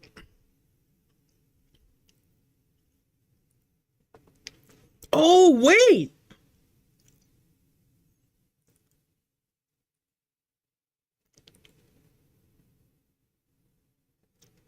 Wait a minute.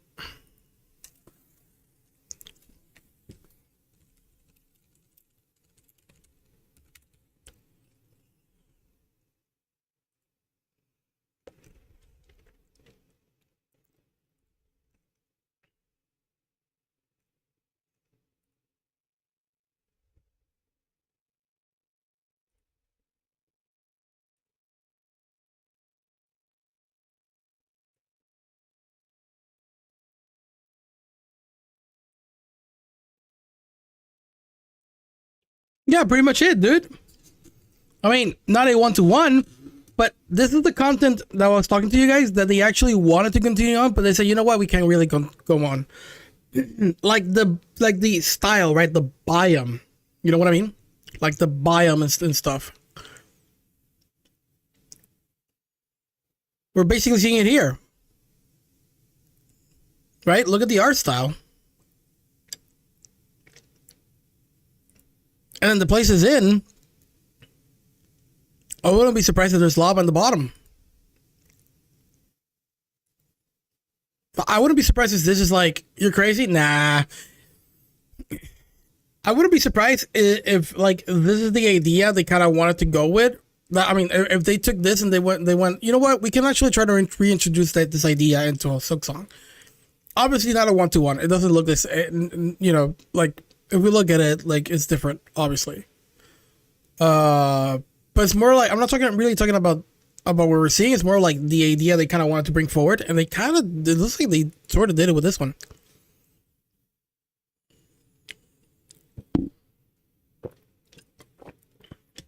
I wouldn't be surprised. I wouldn't be surprised. This looks amazing, dude.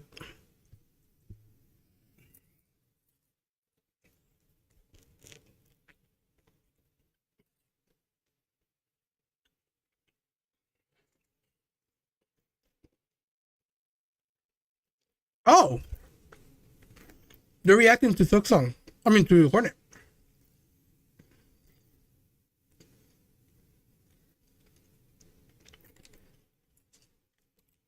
So this is like it's like a City of Tears kind of thing. You know, the weird thing is that it's not giving me. It's not giving me the vibes of like.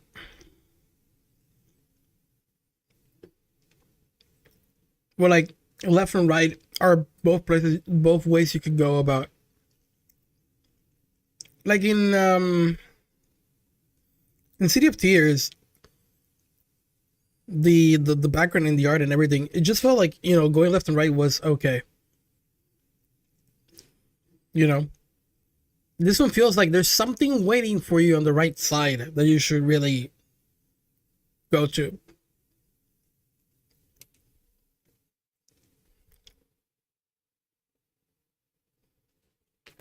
So I wonder what is this area? That's a big ass thing. What the hell was that, dude? It's a floating, big ass floating object. See, there's something like up there, dude. It's like a bridge extension or something. Ah, the frame. Get back, get back, get back. Oh no. Oh no. What the hell am I doing?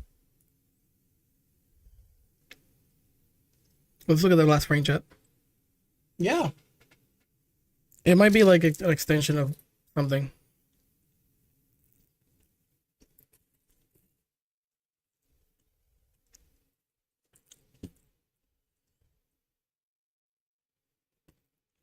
We'll check this out in a bit.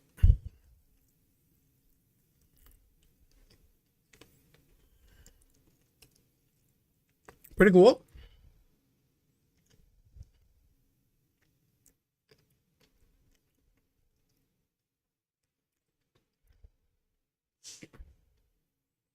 Oh, wow, dude. Hold on a minute. Hold on a minute. Okay. So I could be wrong, but in Hollow Knight, I don't think in Hollow Knight there is a single NPC that is like moving around an area, like idling and then choosing to move and to some place or whatever. I don't think there's a single NPC that does that. Usually they're stuck in one spot and doing like an animation and then react to whenever you talk to them. Or you get to a certain point and they appear. They do the, you know, they do the animation, they cue in the animation and whatever. But here, I think this might be, I mean, I could be wrong, but this might be the first time that we actually see an NPC just roaming around. Because this guy's like flying down here and then just walking forward. So that's pretty cool. I don't think we had that in Hollow Knight. Although, is this like some sort of library or something? It looks like a place of knowledge, and I love it. This guy looks pretty cool, dude. It's like it feels like maybe, or not like some sort of library. It looks like a guild. Feels like a guild, right?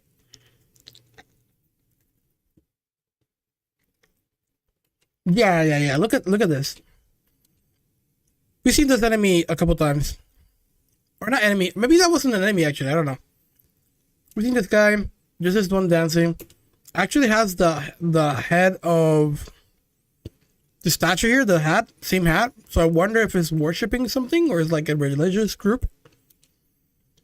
But then we have this one over here. So like these could be warriors or maybe that's a guild.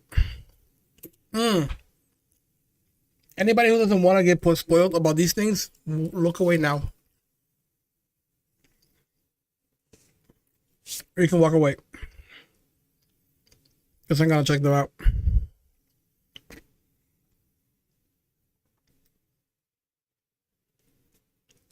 We can already see that there's actually we already see the currency.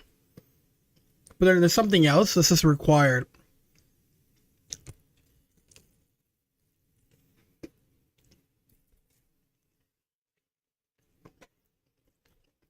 So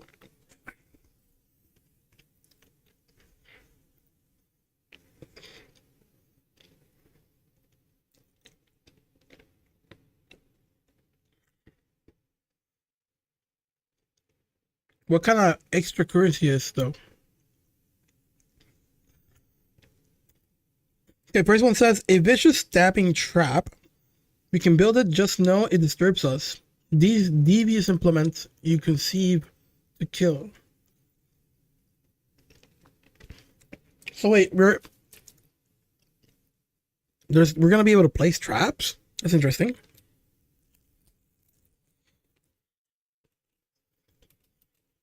Magma Bell also requires. Okay.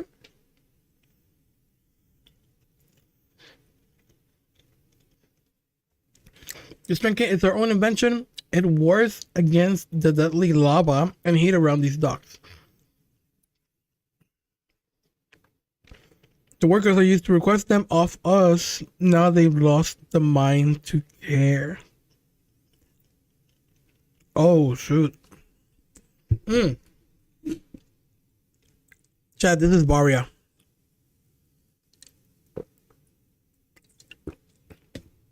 You get Varia in this game. For those who don't know anything about Baytrade, it's a Varia is a suit that actually protects you from heat. So it increases your defense, but it actually also protects you from heat. And this is basically that what it is. Okay. Crafting kit. Crafting claw alone produces inferior results. With this kit, you can craft finer, sharper, and deadlier tools. If that's your wish. What?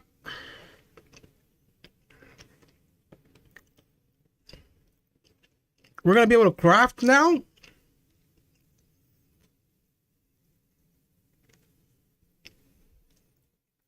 I wonder what can we exactly craft. Can I see the last one? No, they don't show the last one.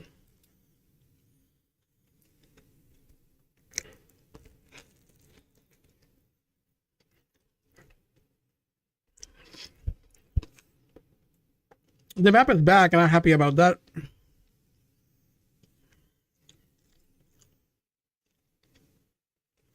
What I'm curious to know is like how many, let's see, how many entrances to a place?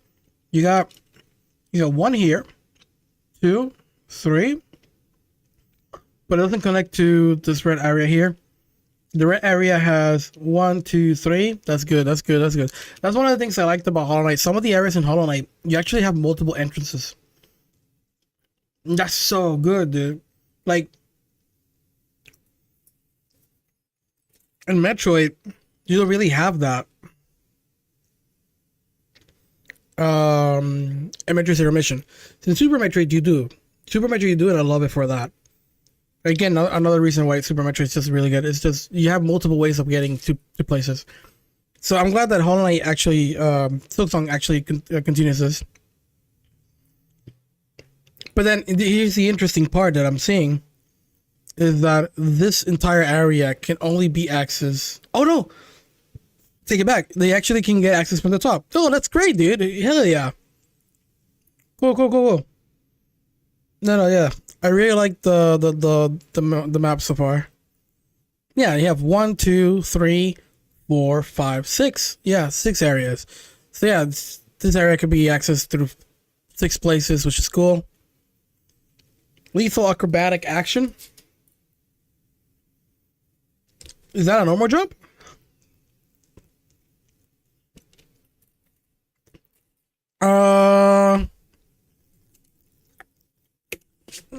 Is that really a normal jump?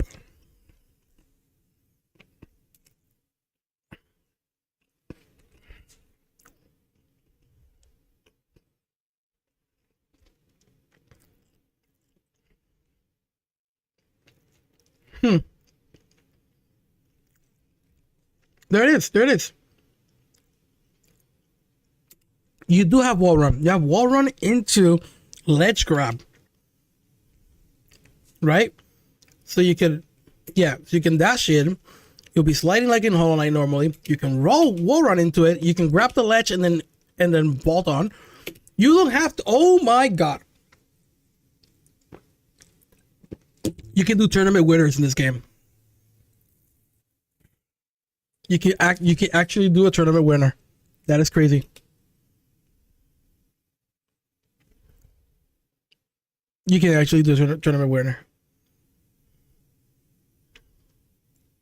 So, again, to people who don't know, tournament winner is a Smash thing, Super Smash Bros, whatever, whichever game is, where when you're trying to come back to the stage, you need to grab onto the edge, right? You grab onto the edge. I mean, when you're trying to get back to the stage, if you grab onto the edge, there's one animation where when you press up, your character kind of like jumps, like vaults over, but like pretty high up, and then you land it.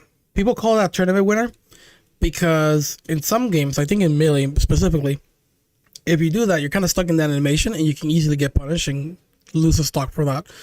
And so that's why they call tournament winner, which is the act of just vaulting, but instead of just immediately going into the floor here, instead of just landing into the floor, you go up, right? And you saw that the character animation stuck in forward, and then once it was like around this area, was able to do something about it and move to the right.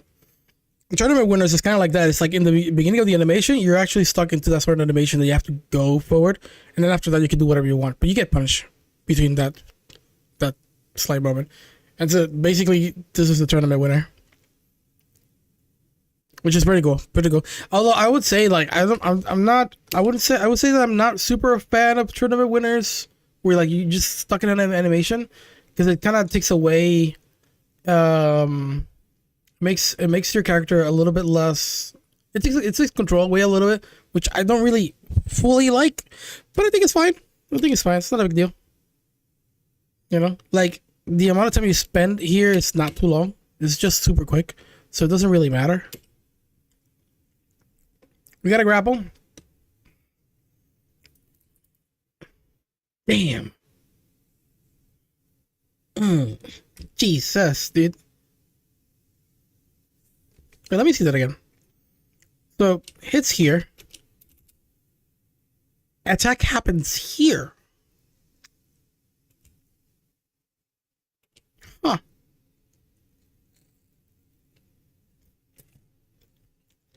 Very interesting.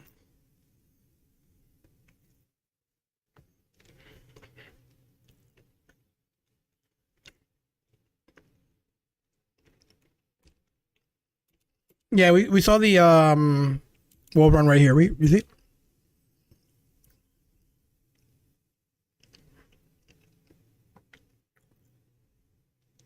Oh wait, hold on. Yeah. Is that right there? You see that? You see the jump, right?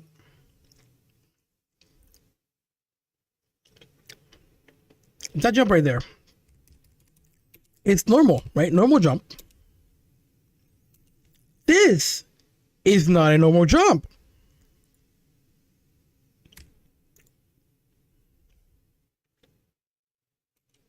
Yeah. What the hell is this? Another movement option?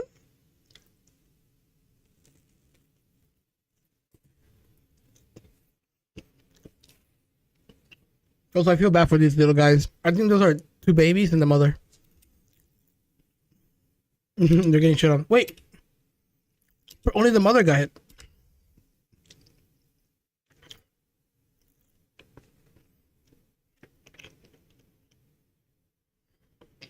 Okay. By the way, enemy design is crazy, dude, too.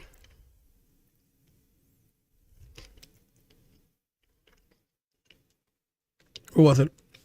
Here. Look at those enemies, dude. They look really cool. Wait, double daggers? What do you call that? Hold on. Look at that. Oh my god, dude. What the hell? This is a really cool design.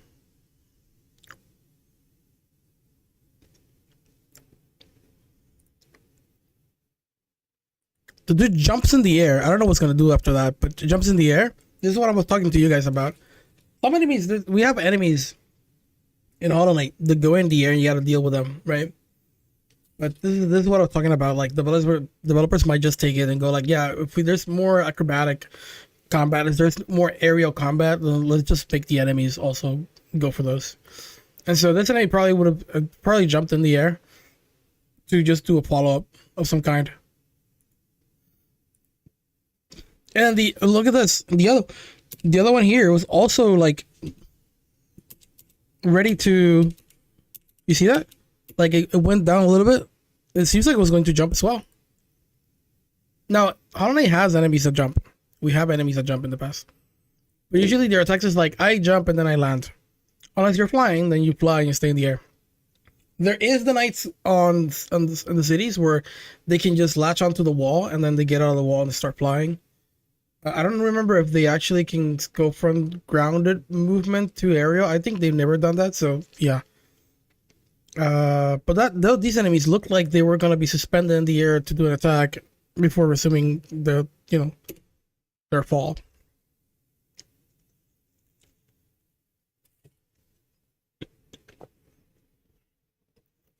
Oof, nice uppercut. Nice pogo. Oh. That's a nice 3-piece, chat. That's a nice 3-piece. 3-piece.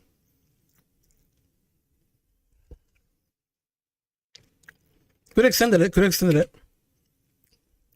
Like pogo here, and then a diagonal hit attack right here. Boom. And then you stay in the air pretty high up, so you can actually go for like 2 swings in the air, probably. But that's a nice 3-piece. That right there is not your normal pogo. That right there, you can see the animation, how she kind of looks like it. Yeah. That's not a normal pogo. That's the other attack, I'm guessing, the diagonal one. Hits. Gets back. Mamma mia.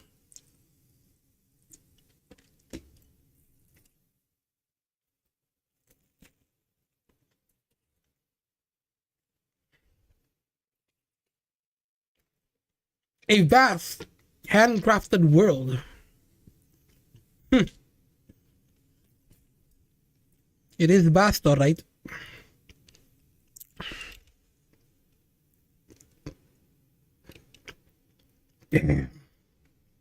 Looks really good, chat.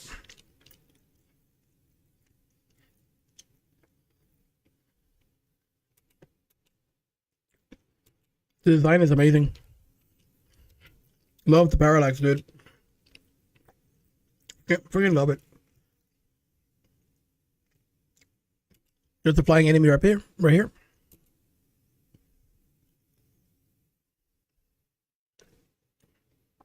Whoa! Hello. Speed it up. Damn.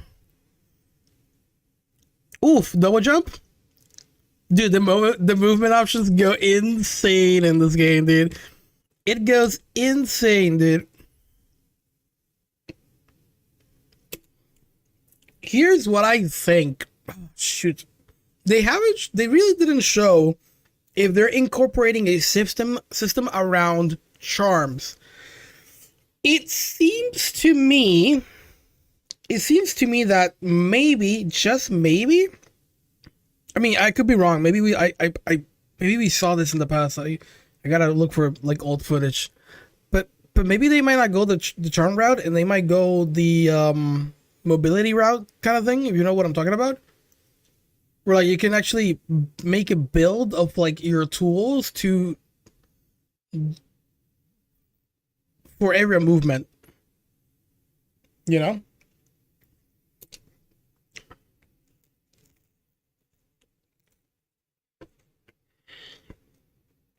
Whoa.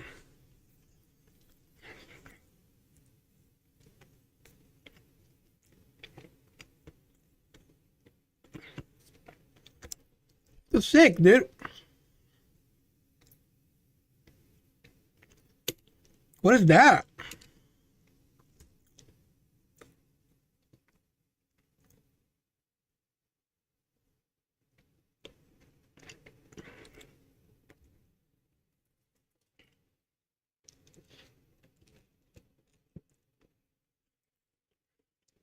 Okay. Okay. This is like some sort of underwater thing, dude. Right? Did I just saw Parry?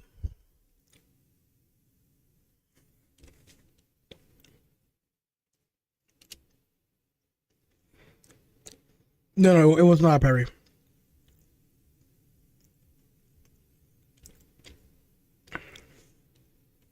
Wait.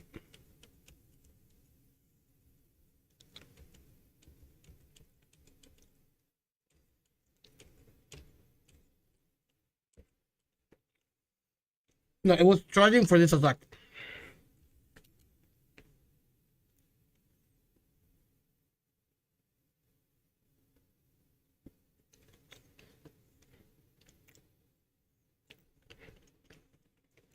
Now hold on a second.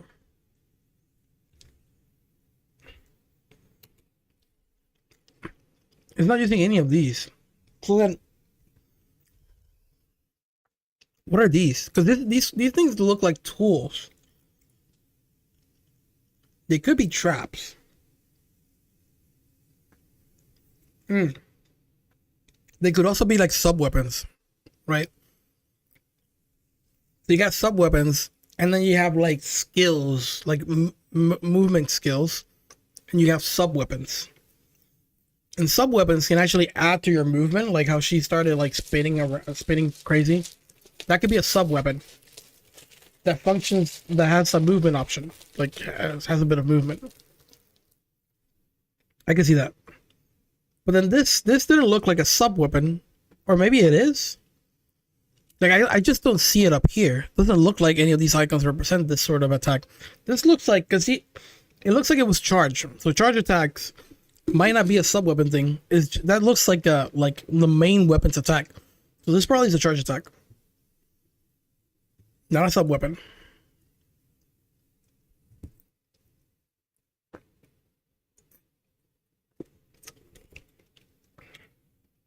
Dual boss fight.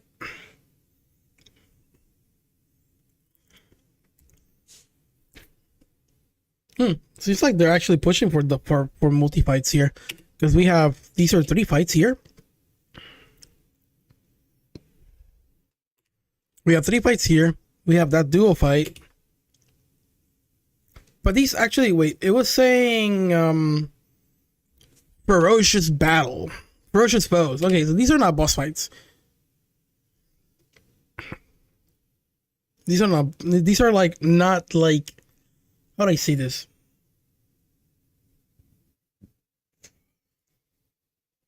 You know what I mean? Like this, these are not boss fights. Also, dash. Wow, dude. No, this the movement option. In this game go crazy. Okay, so the icons didn't change at all. I'm guessing this might be that attack. I could be wrong, but I definitely saw the silk being spent. Right. So yeah, there was silk here, and it was spent. But I don't know exactly what these things are. I have yet to figure out what the hell they are.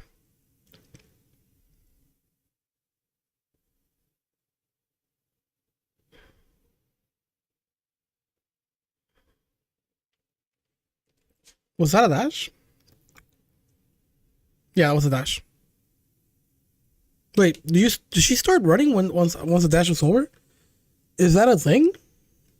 You get movement speed when you after dash, or is it like Hollow Knight? Because I think Hollow Knight was very subtle, but after moving for a little bit, you started moving a little bit faster. Or I could be wrong. Maybe it was just the beginning of Deathmouth, where after a certain point you kind of start moving faster or something like that. I could be wrong. Strands. You can float? What? That looks cool, dude. You can float.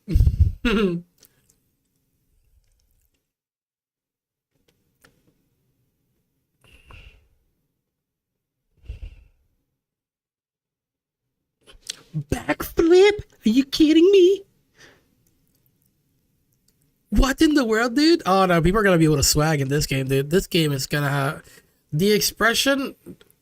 Oh, there's an dual boss fight, as you can see. The ability to express yourself in this game is gonna be wild. With all these movement options. Like, they're really going pretty hard with the movement options in this game. The way I'm seeing it. Like, there's too many movement options. Which is not a bad thing. It just means that you can actually tackle any of these fights however you feel like it. You can build your own style, your own play style.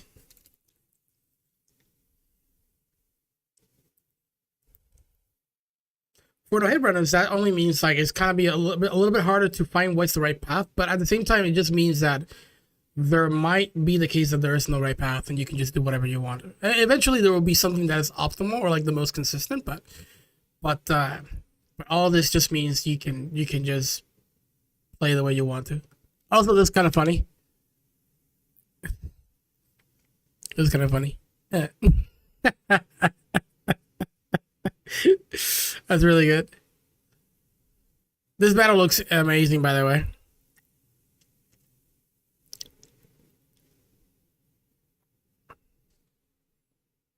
All right, so let's hold on a second.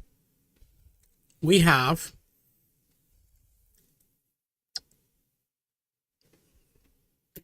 shit. That's a dash. That's a dash. But here's the thing, though. Here's the dude. What the hell, dude? Yeah. So this is the interesting thing. This dash doesn't look like the other dash. Because the other dash, you went through the enemies.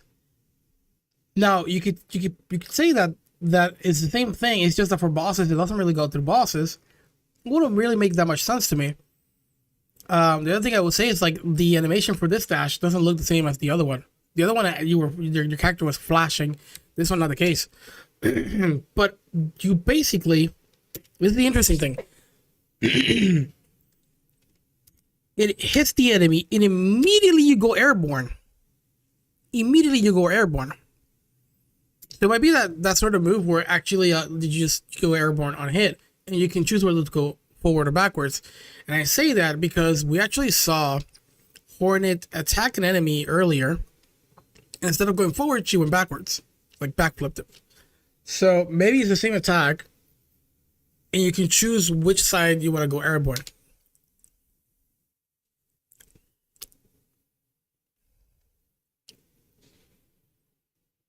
And that's pretty goddamn cool. Now let me pay attention to one thing real quick. Yeah, the one thing that we have sort of ignored for now is the this up here. So 5 health. We're still carrying on the Hollow Knight health system, as you can see. But then it starts with nothing, so this might be either the beginning or something. And then we get some silk, I'm guessing is what's gonna be called, or thread, maybe, I don't know. So there's that. 6 masks instead of 5 this time. And then we have these 2 things. Now, this is pretty late into the game, the way I'm seeing it, because there's this also thing here, which it might be like reserves. I could be wrong, but this could probably be a reserve. Or maybe this in the bottom might be the reserve. I'm not entirely sure. But we have 7 masks and then these 2 items here. And this looks like a dash attack or some sort. Maybe these emblems might not have anything to do except represent what build you're currently carrying on, right? It could just be that. We're only gonna know if we see some action. Same thing here, full thread here on the top.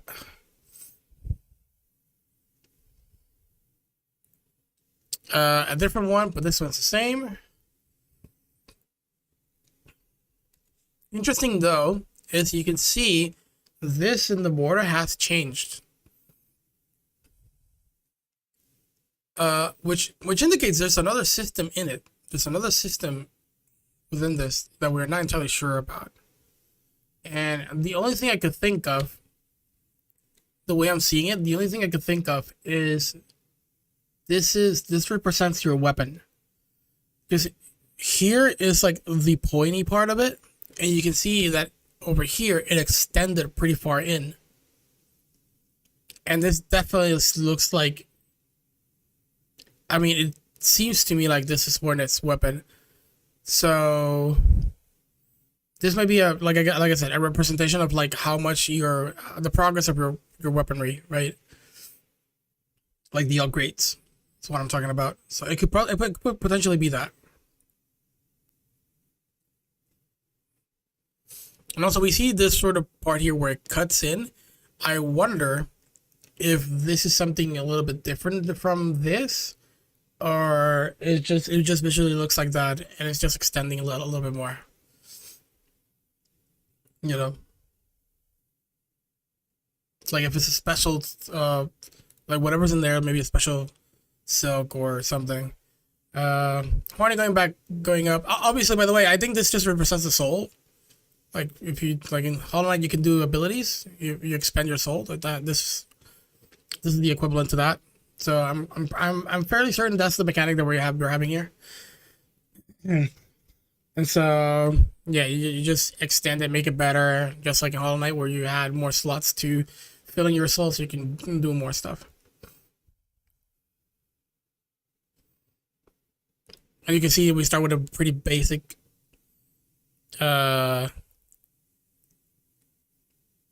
what I think is like our weapon, so it's like pretty basic. And this just shows like this is around the beginning of the game. Potentially. We're pretty deep in. And one thing that I noticed right now is that this change, as you can see, the length of it did not. And so maybe this sort of like, I may take away the whole thing I'm saying about like, it maybe shows like how the progress of like the weapons upgrade. It could just be a change in the weapon itself. Maybe this could represent a build for the weapon. I don't know. Definitely looks like another system on top of the system that we are seeing here.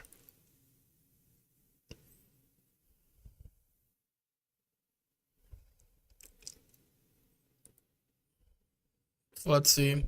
And again, this looks pretty different from the previous one. And I don't know exactly what it is. You know what it could also be? The previous one that we saw, where it was fractured, it could also mean like you died, and so it looks like that. And you gotta recuperate it, right? So it could just really be that. Like this one right here looks fractured. It could just mean that your character just died, and you need to get back your stuff. Similar to like Hollow Knight, where if you die, your vessel, which is where your soul goes, it's broken. And the only way to make it full again or recuperate it is by taking back your body, your shadow. So we might have the same scenario with Hornet there, in that sense, with this thing right here. This looks like an extra. All of them should require, if I'm not mistaken. Let's see. Oh, this is not required, so you can get a crafting kit without using that. But it showed like that was another sort of like resource that you need to get. Obviously, the bench. Heck yeah. Fast forward here. Again, right? Broken, which tells me that probably the person who was playing this game potentially died already against this boss.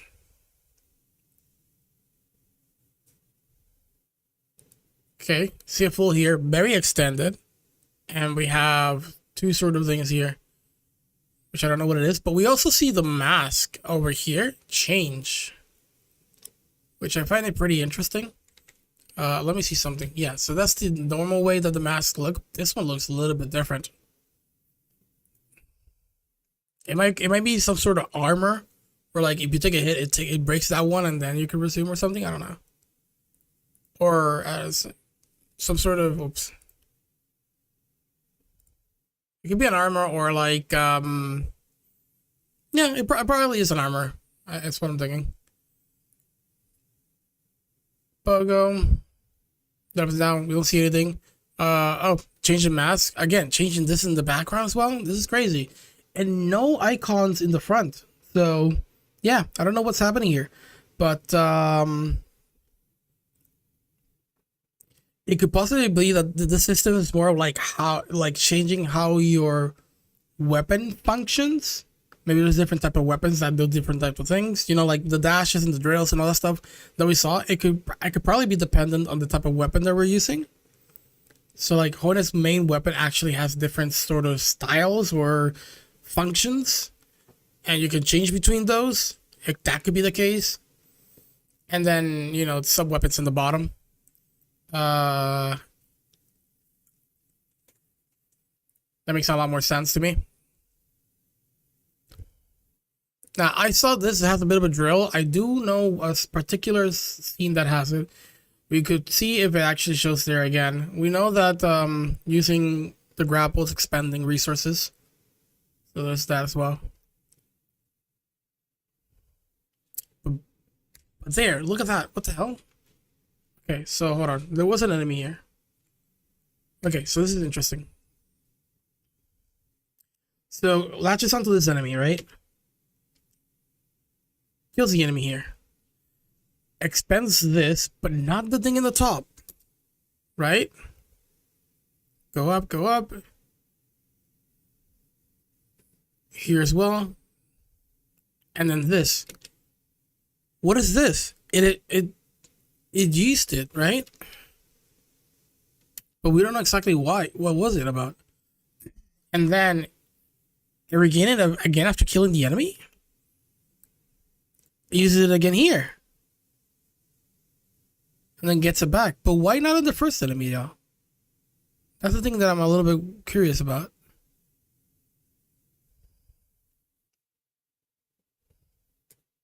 Another one here has claws. That's interesting.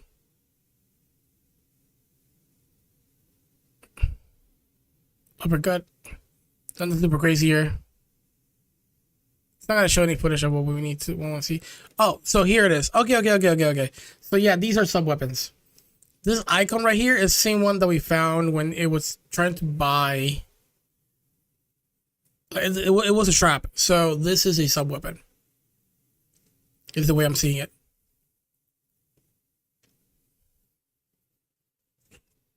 Which is pretty cool. I think we've seen like 3 max sub weapons. Maybe you could carry here, or maybe sub weapons are color coded, and this is how sub weapons look. And the other thing that we saw was like a skill. But basically, I don't think this shows like. Maybe the bar shows like the usage, but I'm not entirely sure.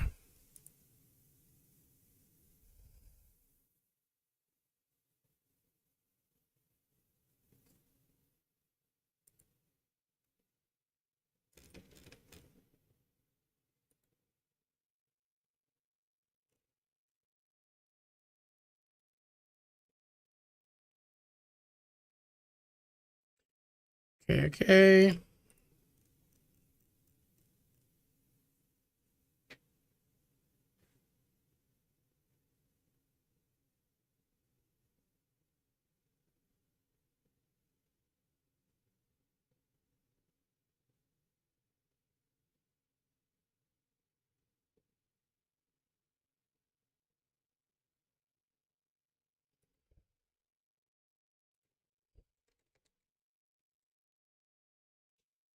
I saw 4 stuff here, so we got a lot to see here.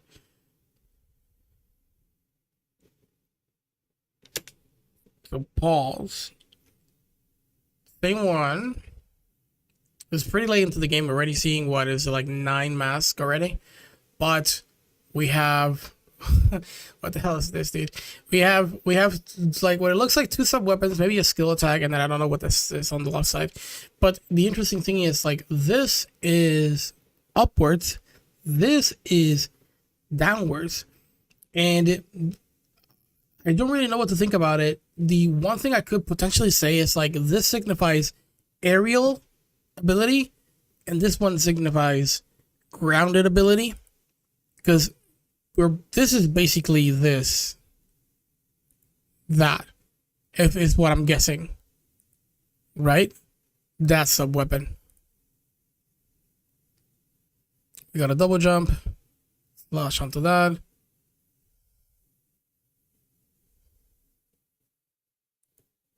Yeah, so this is the weird thing here. So did you know that I was talking to you guys about like the whole thing of it was dash that actually makes you go upwards? Why don't you just casually smack this guy? It wasn't a dash, and it went backwards. I do not get it. I do not get it. But one thing I can tell you guys is like there's a lot. This game is very it feels like it's gonna be aerial heavy.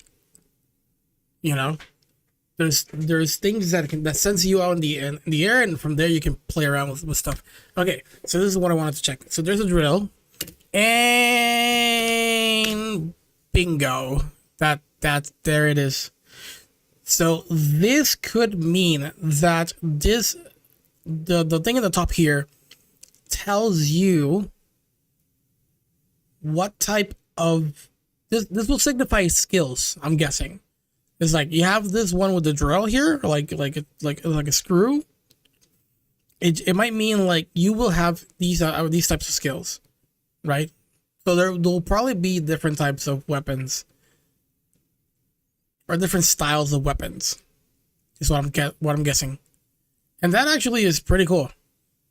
Actually, it's pretty cool. Now, I'm seeing a lot of room for. I mean, a lot of. How to say this?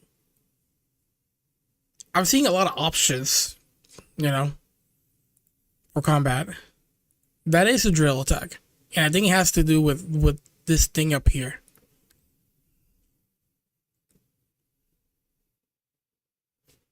Okay, so we have a very different one this time, and this is a sub weapon. This might be a skill weapon. By the way, let me go back. Okay, so interesting. I actually thought that the skills that you would have would appear here, but no, or at least it's the weapon skills. It doesn't look like that's the case, so I don't really know what are the white circle types. But the drill skill did not show here, so that's something to note about. And yeah, so this is, I don't know what this is. Right. I know they're coded in some way because we saw more than one. I think this is the third one that we see that it looks like this, and what this tells me is it's a sub weapon. These ones in particular, I don't really know what they particularly are. Right? Whether they're sub weapons, support types, or something. This could be a support over here, the one on the left, and that in particular could kind of, the way it looks, it might have something to do with the silk or the thread. So we might have passives up there, You know, these icons just might be things that you actually, this, it's just to be able to like see what the character's holding. So yeah, you know, support or passive type of skill, sub weapon, and then maybe an active skill of some sort.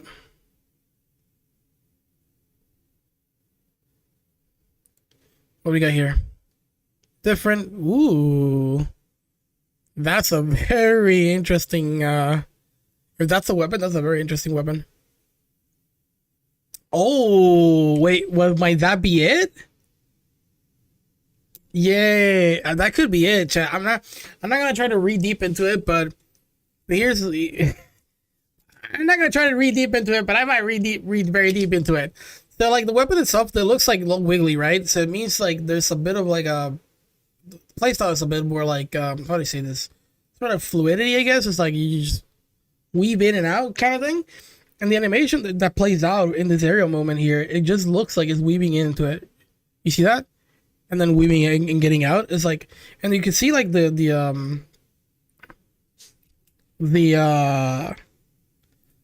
way that the attack looks like it's curving in, it just makes you think that has to do with this up here. So this is a skill from the weapon itself that we're seeing here, is what I'm thinking. Air dash. Dashboard. Now that, in particular, I think it might have something to do with this right here. So the one that we're seeing here that is like this white emblem might be this right here. That consumed skill, right? Yeah. The other one consumed as well. Let me see. Yeah, no, it did not. So I may be wrong this, but my guess might be that weapon skills might not consume anything here. Might not consume silk. And then you have these skills that do consume. And they're like character skills. So weapon skill, character skills, you got sub weapons, you might have supports. One thing I want to see though, because that this right here could actually mean that I'm wrong. Let's figure this out real quick.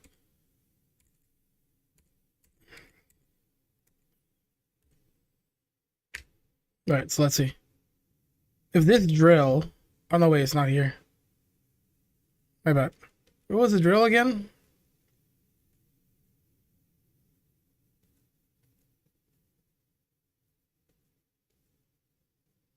Oh, here it is.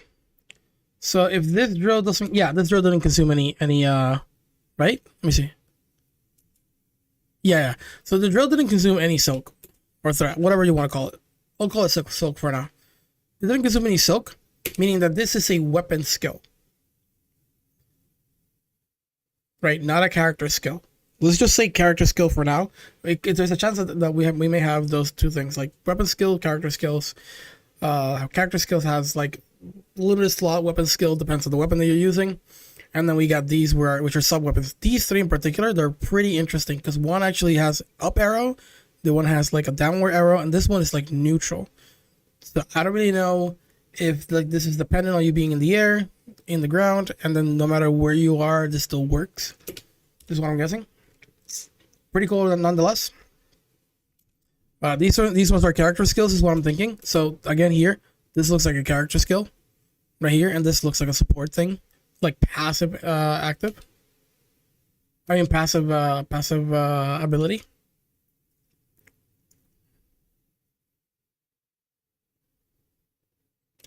Yeah, that's a weapon skill, I'm guessing. And then right here is the character skill.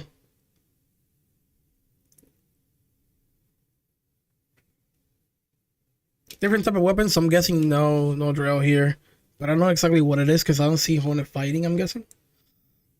Oosh.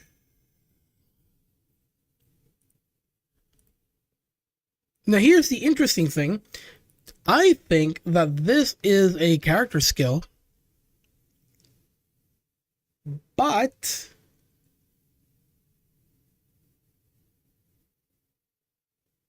it's not highlighted. Which makes me wonder, hold on. So highlight it, highlight it, highlight it, highlight it, highlight it, highlight it.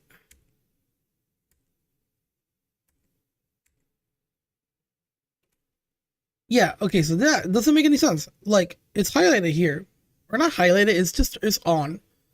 Which means you can use it. I thought that it had to do something with the one in the top here.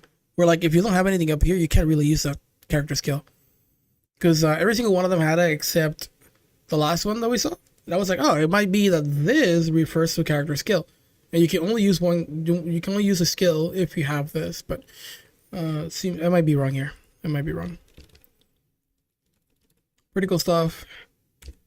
Keep watching. So same one here, but not here. That's the part that confuses me. Oh no. Obviously, no. Wait, what am I thinking? Hold on. No. Hold on. This dash here consumes silk, right?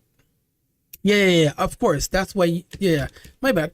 That's why it doesn't show anything. It's because you don't really have silk to spend on, so it's not gonna show like that. Yeah. Here's one thing I want to figure out real quick here. There was a sub weapon that I think we saw, right? Here it is. So this sub weapon consumes it? No. Interesting. Yeah. Okay. That explains why sub weapons look like you can still use it, whereas the character skill in particular, was not lit up. Because sub weapons don't consume silk. It adds onto it.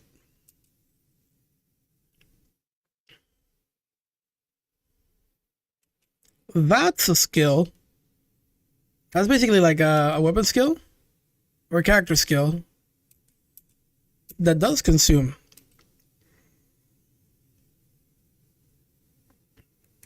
But my question is, now that I'm seeing this, is that an optional character skill? Huh. Well, it's not showing here, so.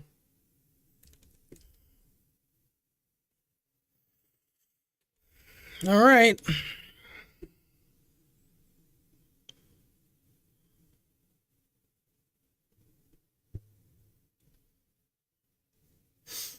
Let's see what else we got. Ooh, now this is very interesting here. Look at this. This is the part that I'm a little bit confused because I don't entirely understand sub weapons completely. This clearly is a sub weapon, and this up arrow is what is, I think, is like signifying like it's signifying like it could be an aerial type of sub weapon. I'm not entirely sure. Either that or the sub weapon actually does things in the air. I mean, it's for like aerial enemies or something. I don't know. The thing is, like half or like a third of it is missing. So this represents the use. And the curious thing for me is like, we've seen a Hornet use sub weapons in the past, and somewhere around here, right? And it did not consume anything.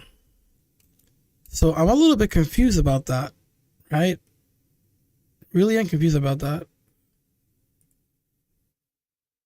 On how do sub weapons actually work. Again, here it is, right? So I'm a little bit confused. Like, there is usage of the sub weapon here, but not in that one other instance. So I'm not entirely sure why.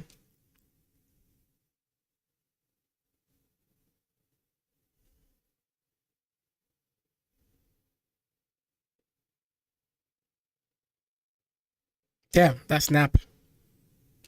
Running to the right side. Stops here a little bit. Turns around, jump.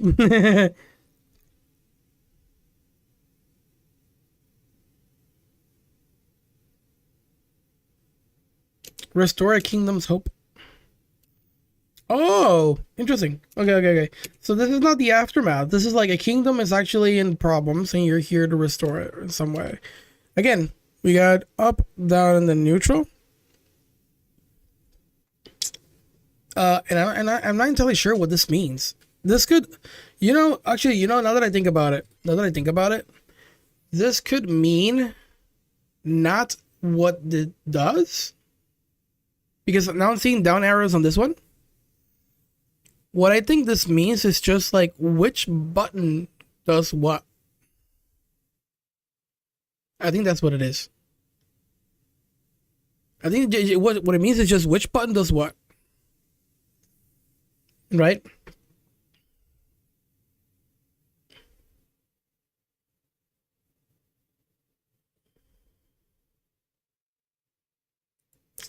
Maybe, I don't know.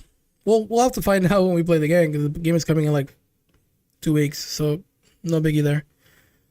Let's see.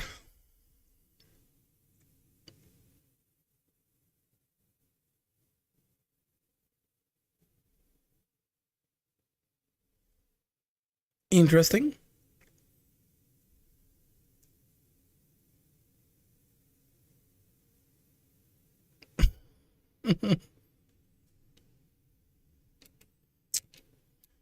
And then, okay, let's see.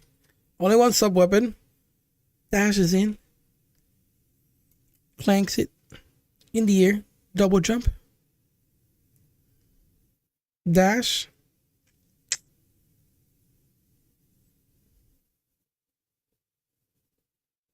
It's pretty good, Chess. Pretty good.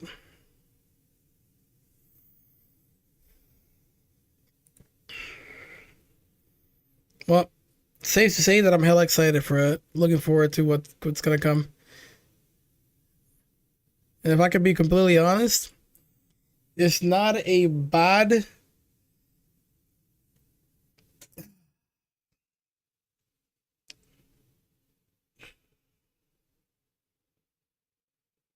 No, wait. It's not a bad moment to come out in a way for me. Not entirely that bad.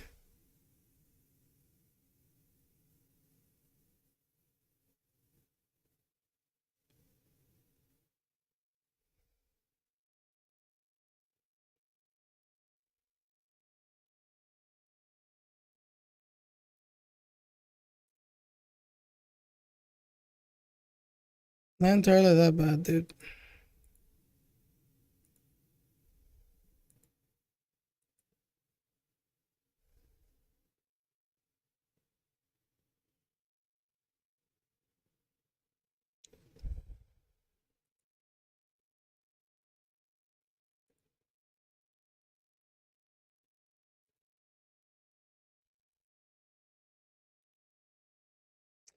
All right. So, what should I do? I don't know if I should. I was thinking about stopping stream already. Maybe.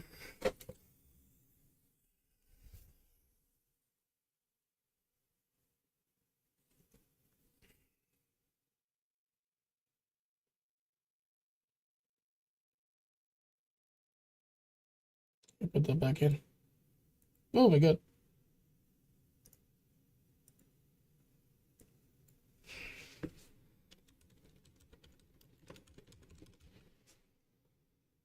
Put this in for now while I figure out what I want to do.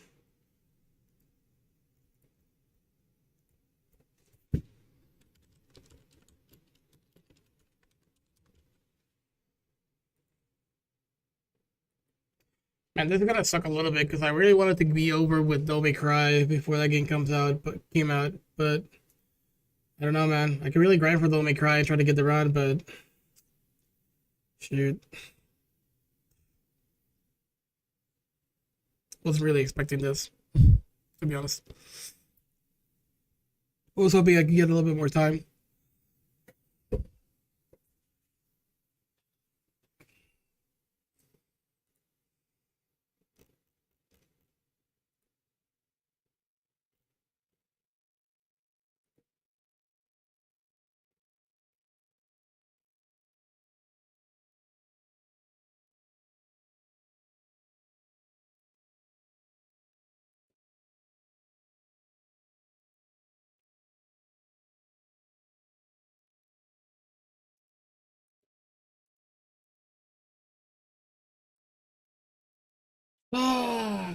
But yeah,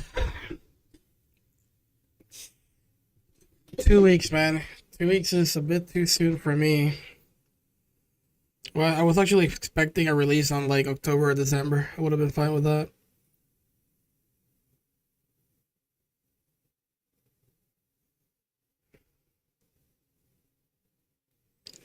Give me time to adjust and get ready.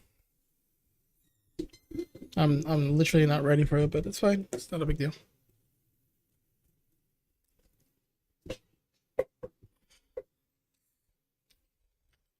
Just that basically I asked people not to bother me as much when I'm going to do my event, and now I can't really ask people to like not bother me when I'm playing this game. So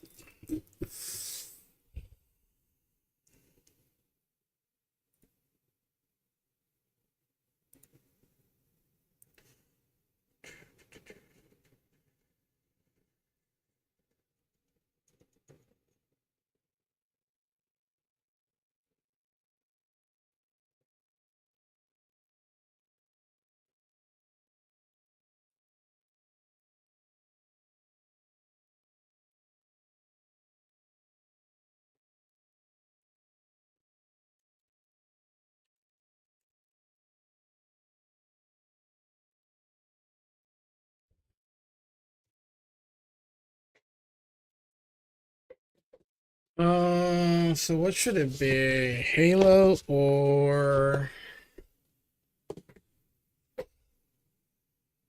Don't Make Cry. Last time I left the stream trying to fix stuff on Halo Reach, so it wouldn't be a bad idea to go back into it. Let's fully finish that and fix it. Um,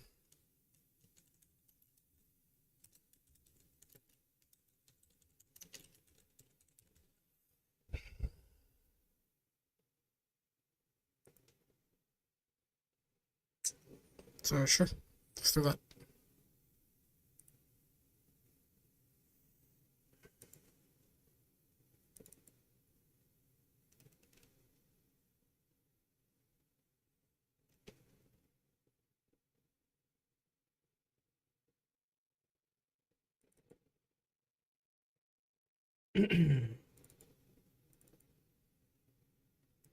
Oops.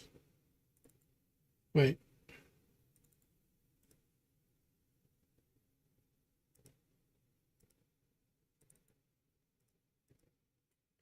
Wait a second.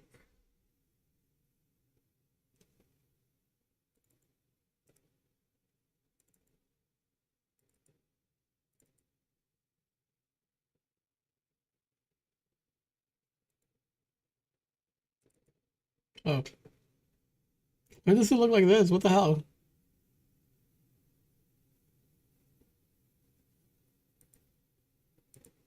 There you go.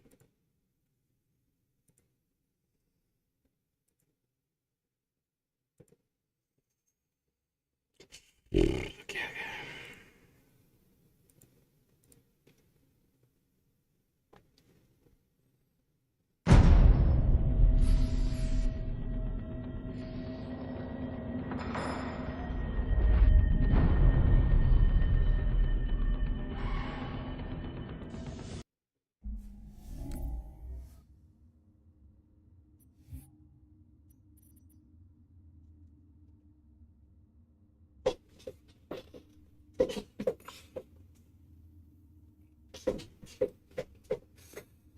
Okay.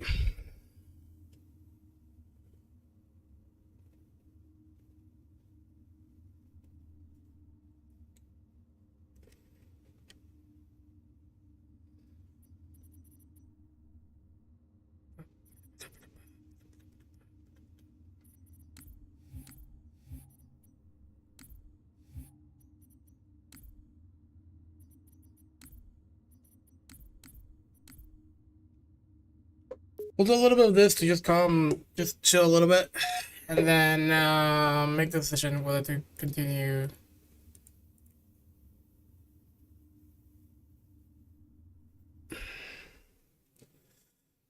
to continue or not. Noble leader, seek immediate medical attention.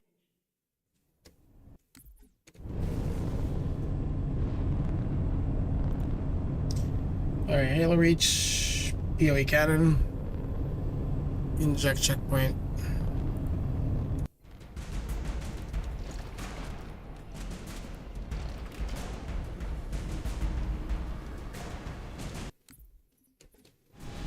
Alright, we're gonna disable and then force checkpoint. Alright, so last time we were actually working on this, and I found, oh shoot, I didn't mean to do that.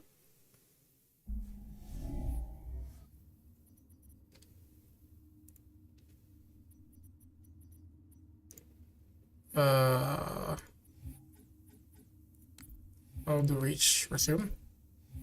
They should put me back there. We should be fine.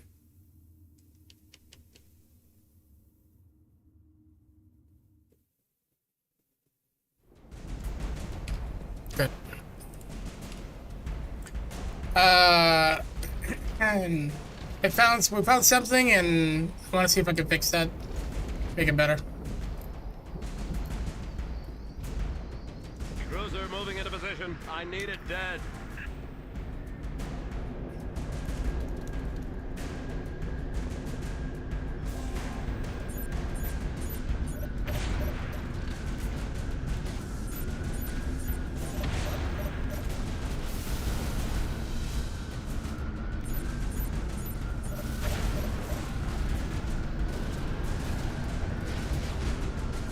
Oh, that's perfect. I can just do that. Oh my god, dude.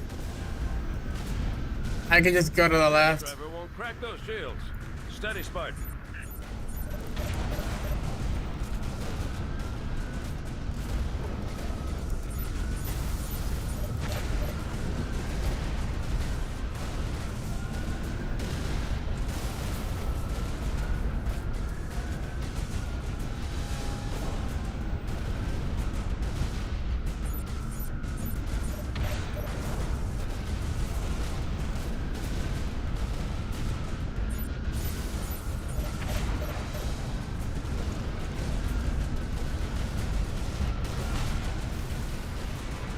Lieutenant. Hit her in the gut. You've got the fire now, Spartan. We won't survive another hit. Me likey. It was a little bit weird there. I need to fix it, but...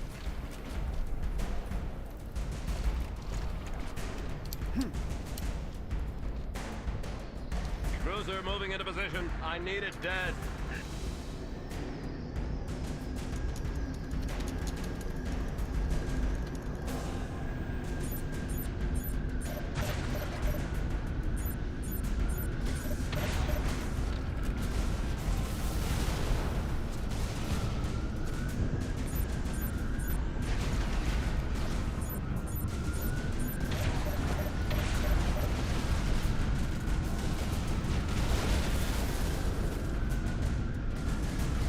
Driver won't crack those shields.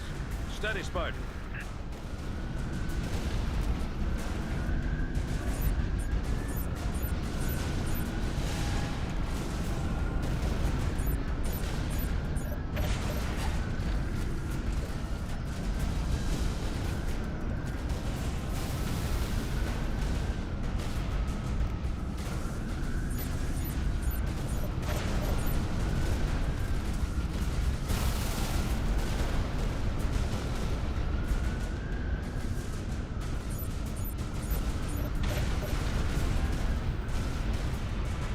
Lieutenant. Hit her in the gut. You've got the fire now, Spartan. We won't survive another hit. Aim for the glassing port. We got lucky there that the tree started shooting me.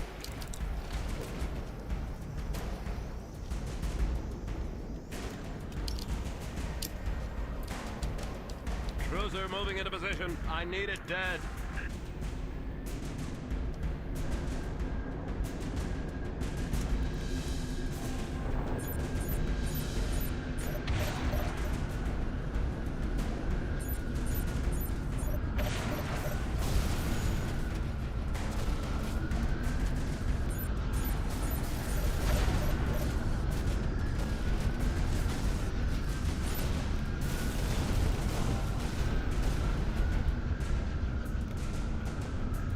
driver won't crack those shields. Steady, Spartan.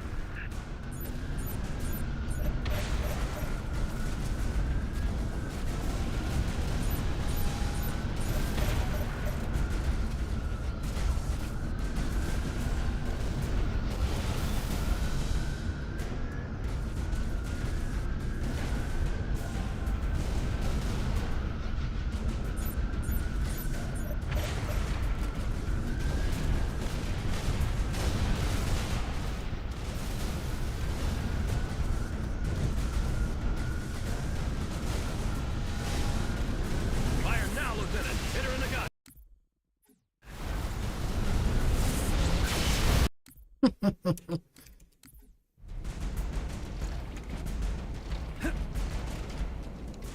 I like how this works. This works pretty good. Cruiser moving into position. I need it dead.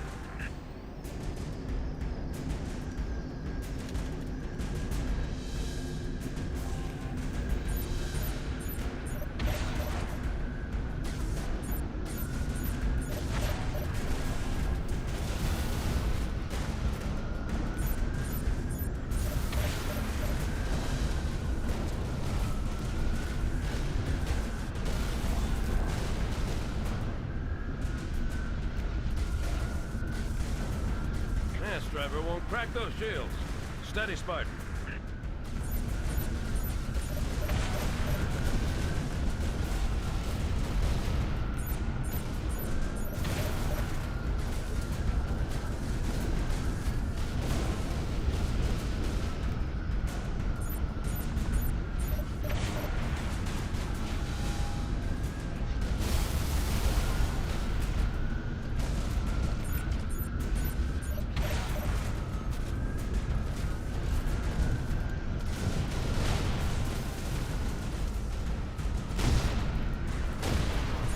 Fire now, Lieutenant. Hit her in the gut.